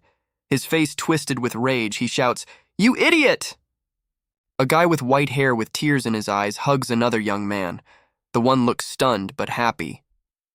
"We thought you were dead." A man with dark hair sobs, tears streaming down his face. He says, "It's really you, Sora, you've come home." Sora, a white-haired boy, hugs a crying man. The man whispers, "Daddy." Sora says the man has no idea what he's been through. He continues to hold the man and tells how he looked for him everywhere and eventually became the head man. The man is still crying and Sora comments with a cold chuckle. He asks, "Will you be able to subdue all those above us?" A masked man watches from the darkness. Only his eyes are visible, intense and wary. A scarlet-eyed man in a strict suit looks down at the masked man. "Lived my whole life in the rain of blood." Mask watches as Sora supports his crying father. He quietly utters, "I've never seen anything like this." He is appalled by the act of the head of the family who, despite everything, still honors honor. In a dark room, a wounded guy in black is lying on the floor. He begs for mercy, his voice full of fear. Someone's hand reaches for a long, glowing object. It says, "Wait!" A young man with gray hair stops the punch, explaining that his father wants to talk. Mask looks completely exhausted. There are 4 people sitting at the table. A guy in a mask, a young man with gray hair, a man in a shirt, and a woman in a kimono. There is a tense silence in the room. The gray-haired man rebukes the masked guy, saying that of all the bodyguards, he is the most talkative. The guy with the silver hair smiles shrewdly, anticipating the consequences. His eyes read cold-blooded calculation. The man in the shirt threatens the cloaked man, holding him responsible for keeping the secret. The masked guy, eyes wet with tears, vows to keep quiet. He's completely depressed. 3 figures, 2 men and a guy in a mask, stand in the semi-darkness. Their eyes glow ominously red. They are definitely father and son. The woman in the kimono asks not to push the guy in the mask. There's a look of concern in her eyes. A disguised guy with wide open eyes calls out to a woman, "Madam!" A woman with dark long hair smiles slyly and says, "But not a word." The masked guy leans across the table and answers discreetly, "Yes, ma'am." The man at the table is angry. The woman next to him remains calm. He says, "Glad you didn't blab while I was sleeping. But still, you brought it up yourself." A guy with gray hair and a scar on his face says, "It's like I crawled out of the abyss again." He sits at a table with a woman and men, saying quietly, "I've really come home." A close-up of his face, a serious and intense look. A guy runs into the room and yells, "Boss!" An enraged man warns, "There's some blonde man looking for you!" Armed men stand behind him. A group of raiders bursts into a room where a guy with gray hair is sitting at a table next to a woman and a man. Things get heated. A white-haired man with scars on his face, frowning, asks, "Light-haired, is that about me?" Three guys, one of them with a bandage on his nose, look at the white-haired young man in fear. The guy with the bandage shouts out in horror, "That's him!" He swings his stick, trying to attack the white-haired man. "You may be strong, but there are many of us." The other asks threateningly, "Are you against our boss? Are you from Roaring Tiger?" Sora effortlessly disarms the guy with the armband, sending him into a one-punch knockout. Sora watches the man lying on the floor with a cold, detached expression. He, standing next to the man, asks, "Daddy, why didn't you introduce me to the others?" The man addresses the people around him. "This is my son, Sora. He disappeared 4 years ago and only came back today." Sora's father, sipping thoughtfully from his mug, utters, "His level?" Two costumed men discuss Sora, stunned by his strength. One of them panics. "We don't even know how strong he is." A guy with white hair and a grim look stands in front of the group. He informs them that he has no system. Everyone is confused. One is furious and asks how he survived in the danger zone for 5 whole years without a system. The guy with the band-aid on his nose is shocked and can't understand how this is possible. Sora calmly explains, "Without a system, no matter how hard one tries, one cannot rise above the 10th level." The two are discussing it. One doesn't understand how he can be so strong as a beginner. Band-Aid begins to laugh, realizing he was wrong about his capabilities. Then he gets serious again, asking how he survived and sustained such injuries without a system. Sora stands confidently, radiating strength and composure. He suggests comparing its power with those who use the system. A guy with curly hair and a band-aid says in surprise, "Huh?" The one nods, and the other, with short gray hair and a scar, says, "Since you have a system, you must know the base." The young man explains, "The system allows you to see the levels of monsters." He gives an example, level 45 in a human and the level of a creature. He adds that it is impossible to determine the strength of other people without a special skill. Sora says that the ability to see levels is extremely rare, and most hunters don't have it, but her father does. There are more people in the room, including a woman in a kimono. The gray-haired boy asks his father to take advantage of this opportunity. He adds thoughtfully that he would like to know more about the abyss. He stands in front of the assembled crowd, including a woman in a kimono and a man in a strict suit. The guy asks the woman, "Mom, don't you want to check for yourself?" She replies that she wants to stay with her son. She already knows everything. Serious men are in the room, one of them showing unknown data on a transparent screen. A woman is watching, her eyes alert. A man in a suit tries to get information on a certain MET2YS, but the attempt is unsuccessful. Sora stands behind him and watches. He repeats the request, but again only question symbols. The gray-haired guy is next to him. The man concludes that the system cannot show the information. Either the target is too powerful or has no system at all. He frowns. The assembled, including the guy with the band-aid on his face, stare at the new glowing screen. The atmosphere is tense. Sora Mukujima's file appears on the screen. The man examining the data looks confused. A gray-haired guy and a woman in a kimono discuss Sora's incredible survival rate after spending 5 years alone. The gray-haired guy asks anxiously about his capabilities, suggesting that Sora's level exceeds the limits of perception. The woman with dark hair, smiling softly, says there's still reason to be happy. She adds that Sora is a strong boy. There is confidence and peace in her eyes. The woman looks sympathetically at the young man with the wounds on his face. He has, she says, been through a lot to come back. The boy, covering his face with his hand, barely audibly utters, "Mom." A deep abrasion is visible on his cheek. He hides his face with his hand again. There is pain in his gaze. In front of his eyes are flashes of memories of brutal battles. A close-up of an eye with tears streaming from it. It reflects exhaustion and suffering. The boy hugs his mother, comforting her. He's fine, asking her not to cry. The young man's mother is in tears, her face contorted with a mixture of pain and relief. A man in a business suit observes the scene, remaining unfazed, but you can see moisture in his eyes. A group of people, including a boy and his mother, leave the premises. A man in a suit arranges for them to leave. Those present watch as mother and son leave. One of them remarks that it is good that they were able to reunite after so many years. A man in a suit stands at the window, deep in thought, his hand clenched to white knuckles. He asks anxiously about Jiro and the others, who have not returned for 2 hours. Behind him stands another man with a worried look. A young man with white hair asks his mother about his brother. A woman in a kimono looks worried. The silver-haired guy, with a look of concern on his face, asks her not to break the bad news. The woman assures that his brother is fine. It's just that he is rarely home because of his military service. She shows a photo of her brother in military uniform, explaining that he is constantly on the front lines trying to avenge him. A guy with white hair stands over two beaten men, a mixture of anger and sadness on his face. He hasn't seen his brother in a long time. He asks his mother if she holds a high position. The woman smiles mysteriously, hinting at her status. She explains that people trust her because she is a healer with many skills. Behind her is a picture of an ancient, powerful elder with a staff. A guy with white hair, transfixed, asks a female healer to see what's happening to him. A young woman with a serious look argues with him, claiming she can't see the skills, but he is sure she knew of his return. Sora, his face covered in scars, touches his cheek. The woman explains that she knew because clerics have the gift of prophecy. She touches his face with a soft smile. Her words that he will inevitably return bring tears to his eyes. Night sky with a full moon over an Oriental-style building, with modern buildings behind. A man with glasses peeks out from behind the door asking, "Who's there?"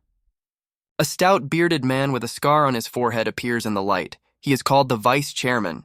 Jiro Iwashima, the deputy head of the guild, surrounded by people in costumes, welcomes someone's return. The atmosphere is tense. A man with an upturned face and a sly smile asks why the guy looks depressed. Jiro is discussing with a subordinate about the Tiger's Roar situation.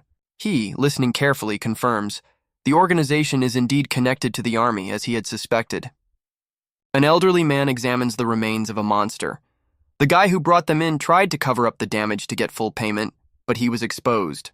A team of muscular fighters led by Tiger are outraged when they find out they've been duped. A man in a business suit explains what is happening to his interlocutor. He ponders the consequences of Tiger's actions and the violation of their neutrality. Another advises to calm down, rest, and eat before making decisions. A man with a determined face summons a glowing blade, intending to deal with the situation. He is determined to prove that their union is not as simple as it may seem. The young man is disturbed by what is happening related to Tiger. He thinks about his changed sensations, made more sensitive by the shard. Now he can hear everything around him. He anxiously discusses with the woman the upcoming negotiations between his father and Tiger. Sora opens the door, behind which are three men in suits. One of them, a stocky, bearded man, looks at him in surprise. Sora, with a scar on her face and a slight smile, says, "Dad, I'll come with you." The guy with the curly hair watches with suspicion and thinks, is he going to interfere in this mess? This is a chance to see his real power. Close-up of a man's face with a beard and scar. In the background is another in a jacket, perplexed. A gray-haired man stands in the room, a woman behind him. Someone asks, "Who's that?" The bearded man introduces Sora. "Allow me, this is my son Sora, who disappeared in the dead zone 5 years ago." The other man asks, 5 years alone? What's his level?" Father looks at Sora with a hard-to-read expression, uttering, "Sora." Three men and a woman watch Sora. One remarks, "He has no system." Bearden continues, "Without the system in the shelter, you're a dead man. You won't last more than 3 days." Sora pondered with a hard face. It's possible, with elite equipment and survival skills. But without the system, every little thing becomes a battle. The head tells a tired Sora that he did well, but now he needs to rest. The guy looks exhausted. Sora agrees, admitting that he is exhausted. His father asks him to go home to his mother. The woman with dark hair smiles as her husband says they should show Sora their house. A young man with white hair ponders whether he is expected to participate in the battle despite being an ordinary mortal. The young man, pondering his hidden talents and the power of monsters, realizes that he has a duty to hide his true power so as not to attract unnecessary attention. The head, annoyed by the interference, unhappily utters, "Ah?" The disappointed Afro guy laments that he missed his chance to see the possibilities of Sora. The company, including the head and the guy with the bouffant hair, quickly leave the place, full of determination. The woman tries to reassure the man with white hair, saying there's nothing to worry about. He's just worried about Sora. The woman says they've just reunited after a long separation, and he hardly wants to put Sora in danger again. But she leaves the thought unfinished. The girl comforts the young man with gray hair, telling him that he is strong and everything will be all right. Her foresight allows her to see into the future, and she is sure he will come back in one piece. The boy, still tense, says he is no longer a child. The girl replies that his intuition for danger is due to his ties to the army, and it's true. A young man with deep scars on his face looks away thoughtfully, troubled by his father's constant conflicts with others. Anxiously, he asks about the state of affairs at the shelter and the reasons for the tiger aggression. Guy learns that since Doomsday, the Hunters Guild founded by the Awakened has been working with the army to control the refugees. The woman describes how the United Guilds have grown because of everyone's desire to reconnect with their family. These alliances keep order, fight monsters, and the army is responsible for breaches and tower sorties. This explains why his father didn't want to send him to the front lines. Working together has kept things stable for the past 4 years. The woman mentions that a few months ago there was a new guild, the Tiger Guild, that opened a branch in this sanctuary. She notes with regret that the conflict with Tiger has not subsided since. A guy with a scar on his face asks a girl, "Why doesn't the army intervene?" He says the enemies are getting stronger, and the army can't hold them off like before. But thanks to the tiger's growl, they have a chance. The girl explains that they have important information about the tiger's growl that the army can't ignore because they are connected to the tower deity, an old man named Ezra, and a girl. It is clarified that the chosen deity of the tower is the trump card of the tiger's roar. The guy with gray hair is surprised. A tower deity? The girl tells me that the tower overlords have almost divine powers. If you pass their test, you will become Ezra and gain power. They discuss the chosen ones becoming the guardians of the towers inside and out. The tiger's roar now owns many Ezras. The girl explains that each Ezra is incredibly strong, and tiger's roar absorbs other guilds with ease. The boy and girl discuss that her father's guild is respected by the locals, but has been unable to clear any towers. They are fighting alone without Ezra's support. A guy with gray hair ponders aloud. The situation is really bad. The woman asks, perplexed. If people like United Guilds, why do they act like Yakuza? The guy only indefinitely replies, "Ah?" A man with long black hair says to the unspoken question, "It's just my tastes." His smile looks sinister. The woman covers her mouth with her hand, shocked or embarrassed, looking at the guy with the mutilated face. He chuckles softly. Sora and the girl in the kimono stand in the doorway. He says, "What difference does it make? Everyone is happy and full of energy." He says to her, "You're tired, aren't you? Go take a bath." The girl responds with a smile. He adds, "If you want your back washed, call me." The girl laughs. No, I can do it myself."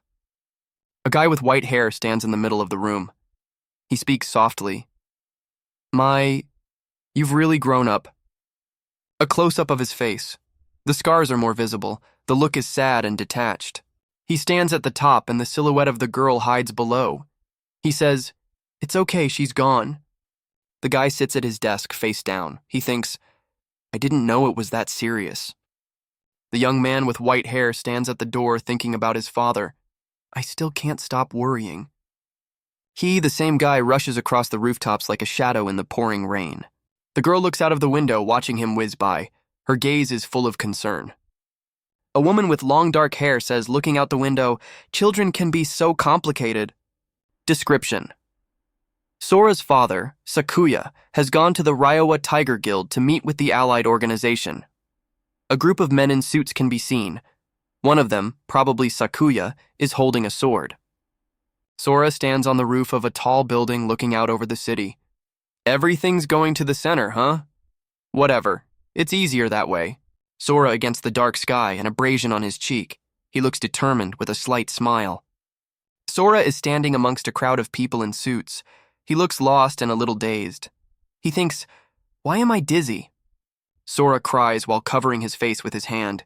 His inner thought, "Since I've gotten stronger thanks to the abyss shards, I haven't even been sick." His face is distorted. He feels a change in himself. Suddenly, an inscription appears, "The Seed of the Abyss." Then, "This is," and it ends with the phrase, "I won't let you escape." In the background of the city, a guy with white hair in a dark cloak stands on the edge of a rooftop after hearing someone's voice. A young man with white hair, with markings on his face, is wary. He senses someone's presence but can't identify the source. A ghostly silhouette of a man with long hair appears nearby. A young man with wounds on his face realizes that the voice belongs to the one who was hiding in the sixth shelter. The guy hides his face in his palms, nauseous from the sudden dizziness. A voice with strong determination states that it will not let him leave. The background is a cityscape. A close-up of the guy's face and a frightening message appears. Because your soul... The voice states that his soul has been marked. The same man with long white hair reappears nearby. The guy falls as if he'd gotten a punch, accompanied by a flash of light. He looks at his hands, questioning whether it was all real. The voice says again that it won't let him go. Guy, tormented by inner fears, ponders the significance of the mark on his soul. His face is twisted with rage, eyes blazing. He screams that he won't let someone disappear from the seed. There are flickering digital trails all around. Suddenly, a man in a long cloak appears on the roof, asking why he came here at night. A young man shouts in fright for someone to duck. Glowing energy waves emanate from his hands. Something rushes through the air, leaving a trail of light behind it. There's a shout. Catch! The guy scrambles down from the heights, wondering if the illusion has disappeared. A man in a black cloak and with gray hair casts a spell, creating a vortex of energy around him. He says emphatically that he will not let go of the seed of the abyss. In the background is a shimmering face. A guy with gray hair wonders, did the light make it disappear? A glow surrounds him. He's standing on a rooftop under a huge moon, decides to give it a try. A man with gray hair stands quietly under a street lamp. Two people pass by, a guy and a girl, without noticing him.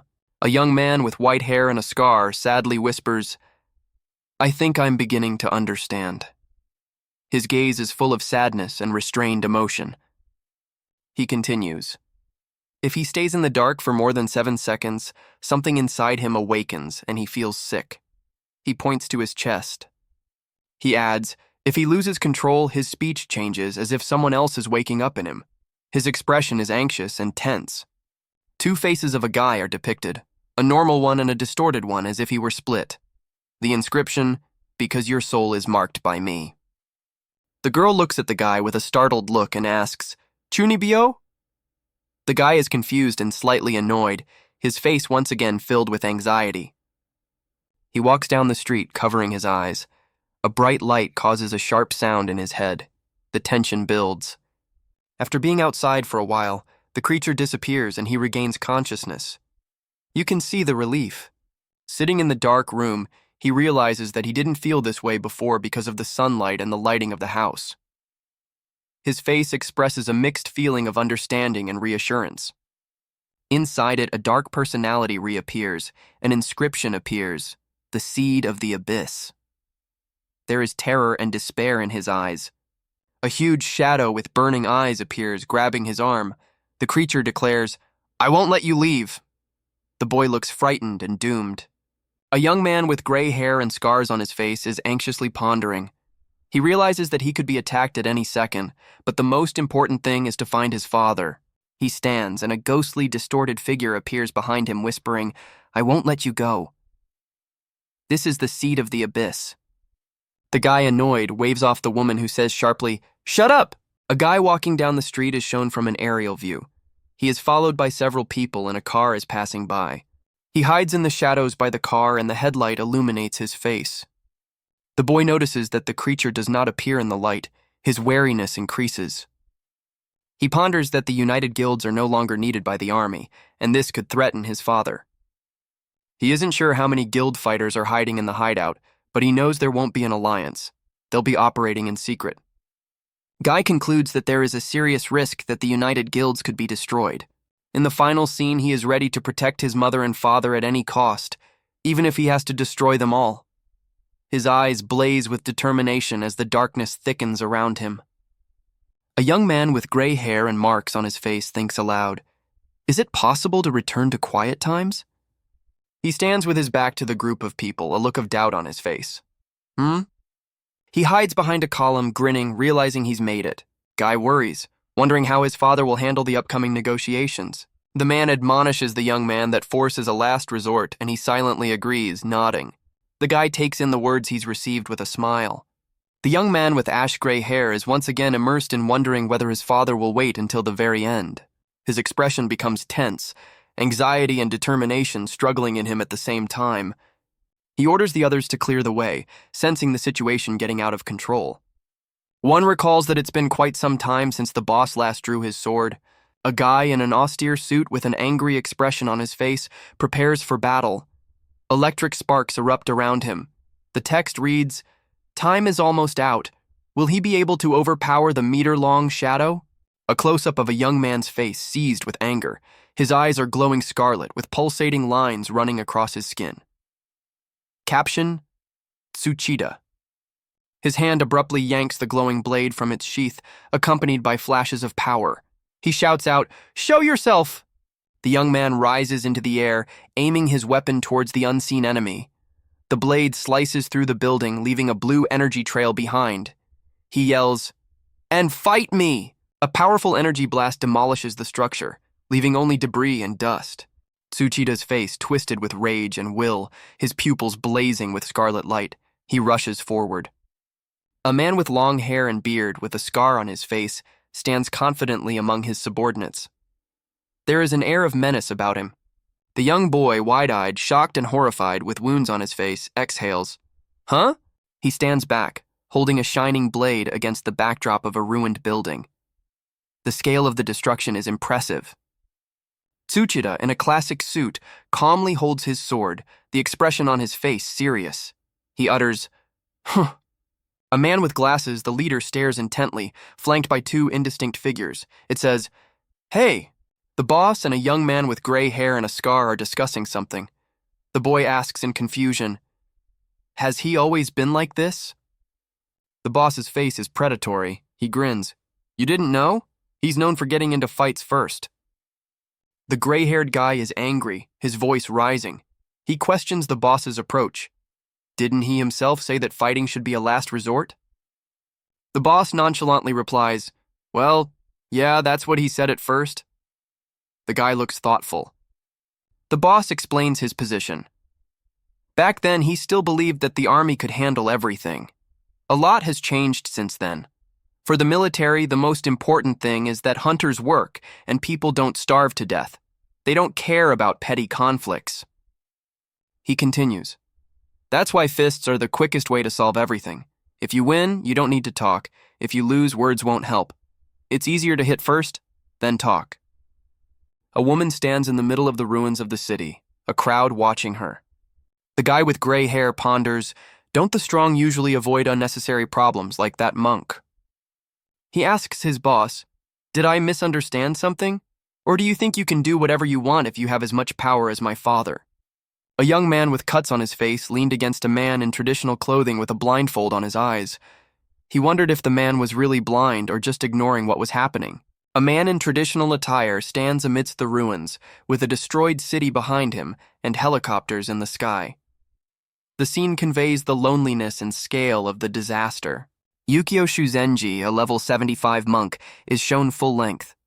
He looks calm and imposing, ready for any challenge. Close-up of Yukio's face, his eyes are glowing a strange blue. Caption, "Sharp eye skill activated." A huge monster lies amidst the ruins. The soldiers are wary. A thought occurs to them. Even heavy weaponry cannot take this thing.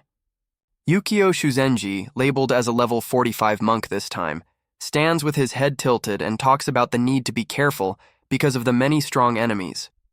A ruin with smoke rising from it, the atmosphere is like the aftermath of a catastrophe. A man named Mukujima, wearing a business suit and carrying a katana, speaks someone's name in front of a group of people.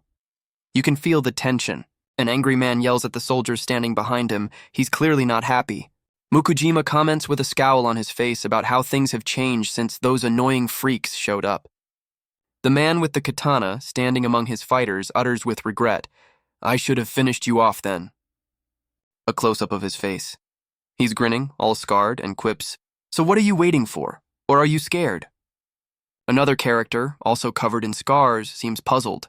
He mutters, "What was that? I can't ignore it." Someone's hand clutches the hilt of the katana. A blue light emanates from it. Energy is building up. The man is angry, face twisted, fists clenched. He's ready to fight. The one whose face hides the shadow ponders. Is this enough to make him angry? Or not yet? One guy points to another guy dressed in a strict suit and standing in front of a group of guards, shouting disdainfully, "You can't even draw your sword, you coward!" The man, his face contorted with rage, hissed, "You'd better become fuel for the tiger's roar yourself, don't you think?" The man in the suit swings his katana lightning fast and elegantly, leaving a glittering trail behind him.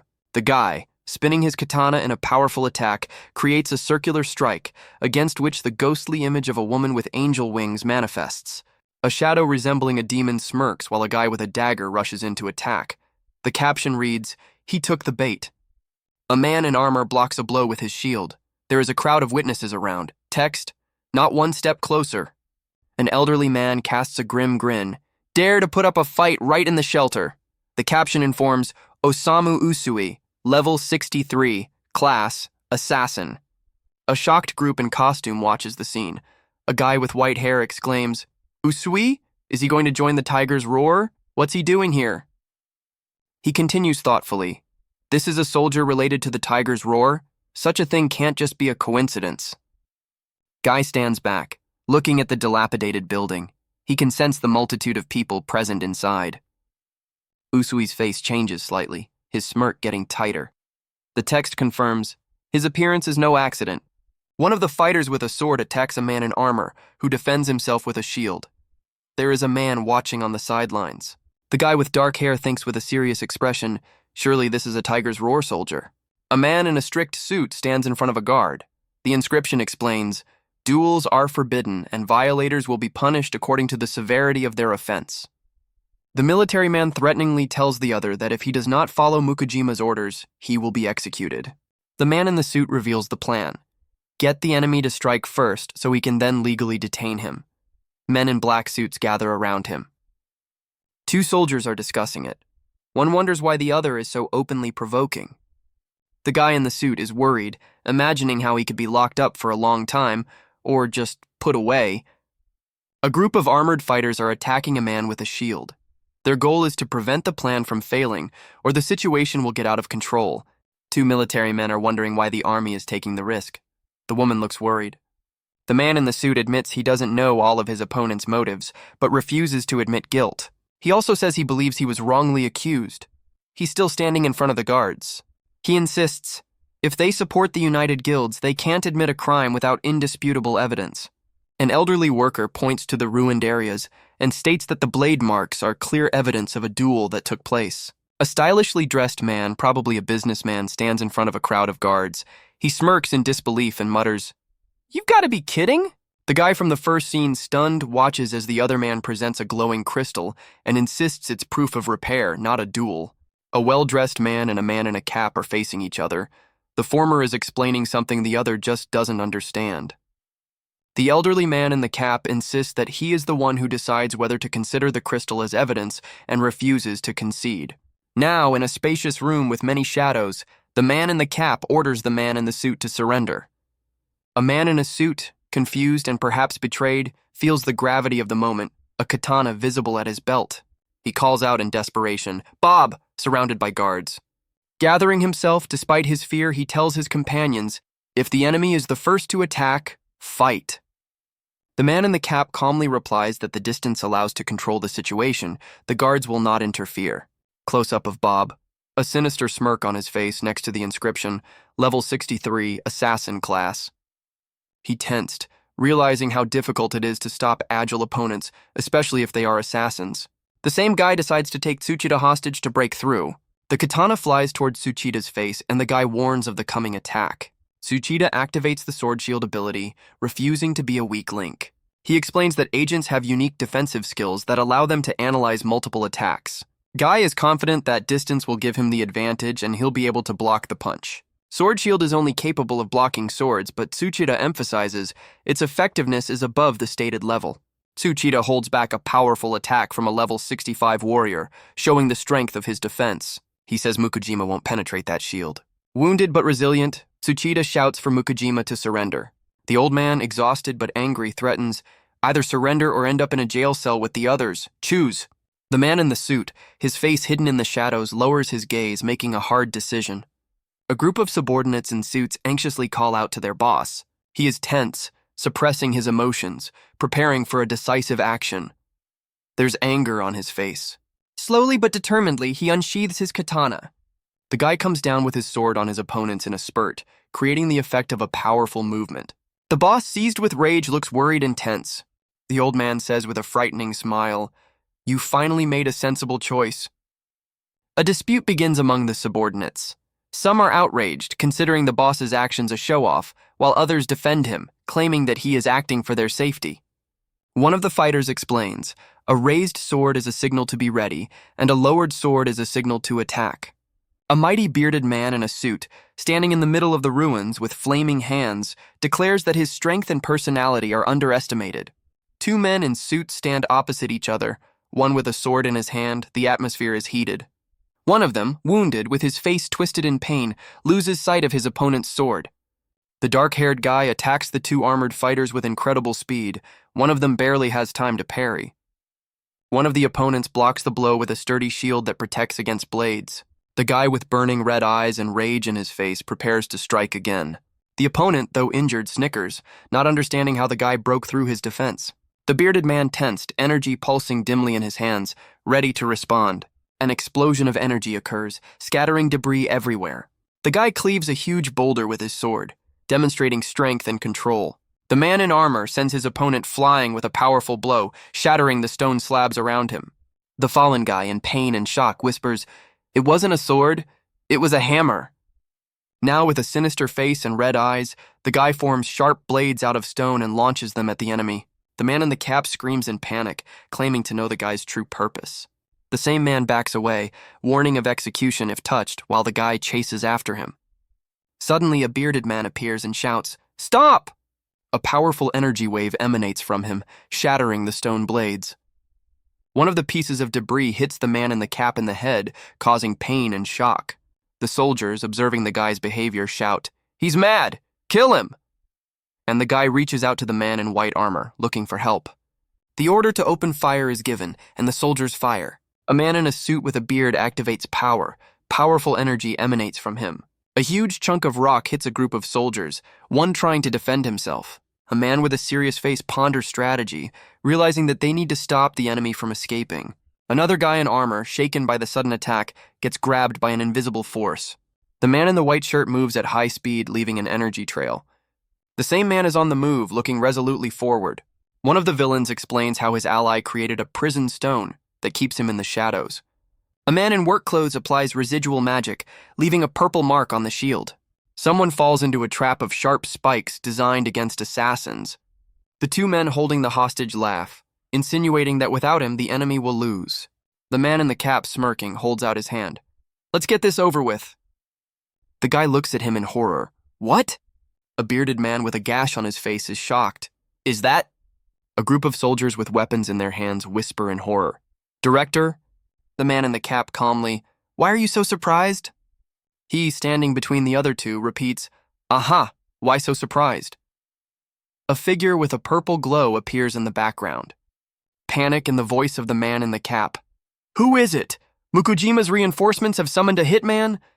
The cold voice of the figure states, "I don't know who he is, but he is definitely an enemy. Whoever strikes the first blow wins." The same man secretly pulls a vial from behind his belt. A man with a scarred face whispers in horror, "This is death poison, the same one that was created to destroy a level 90 boss. When did he manage to steal it?" A guy shrouded in purple energy fights back with a cry of "Let go!" from a crushing blow from a man in a gray uniform. At high speed, the gray-clothed man destroys the dark blades flying towards him. The man in the suit shouts, "Sora!" his face twisted with fear. A man in light-colored clothes covering his face mutters in despair that this bastard looks like he's going to drag everyone down with him. Two camouflage-clad soldiers stare dazedly at the looming purple fog. One of them asks, "What's that fog?" The soldiers retreat in panic, gasping for breath from the poisonous cloud. One of them shouts, "Everybody back! It's poison!" A man in light-colored clothing with blood under his eye comments that, despite everything, Mukujima's ally is dead, and that's at least something. A giant hand shrouded in purple poison appears out of the darkness. The scene is filled with terror. A man in a business suit rushes forward despite mortal danger, leaving behind a retreating soldier. A severely wounded man is lying on the ground.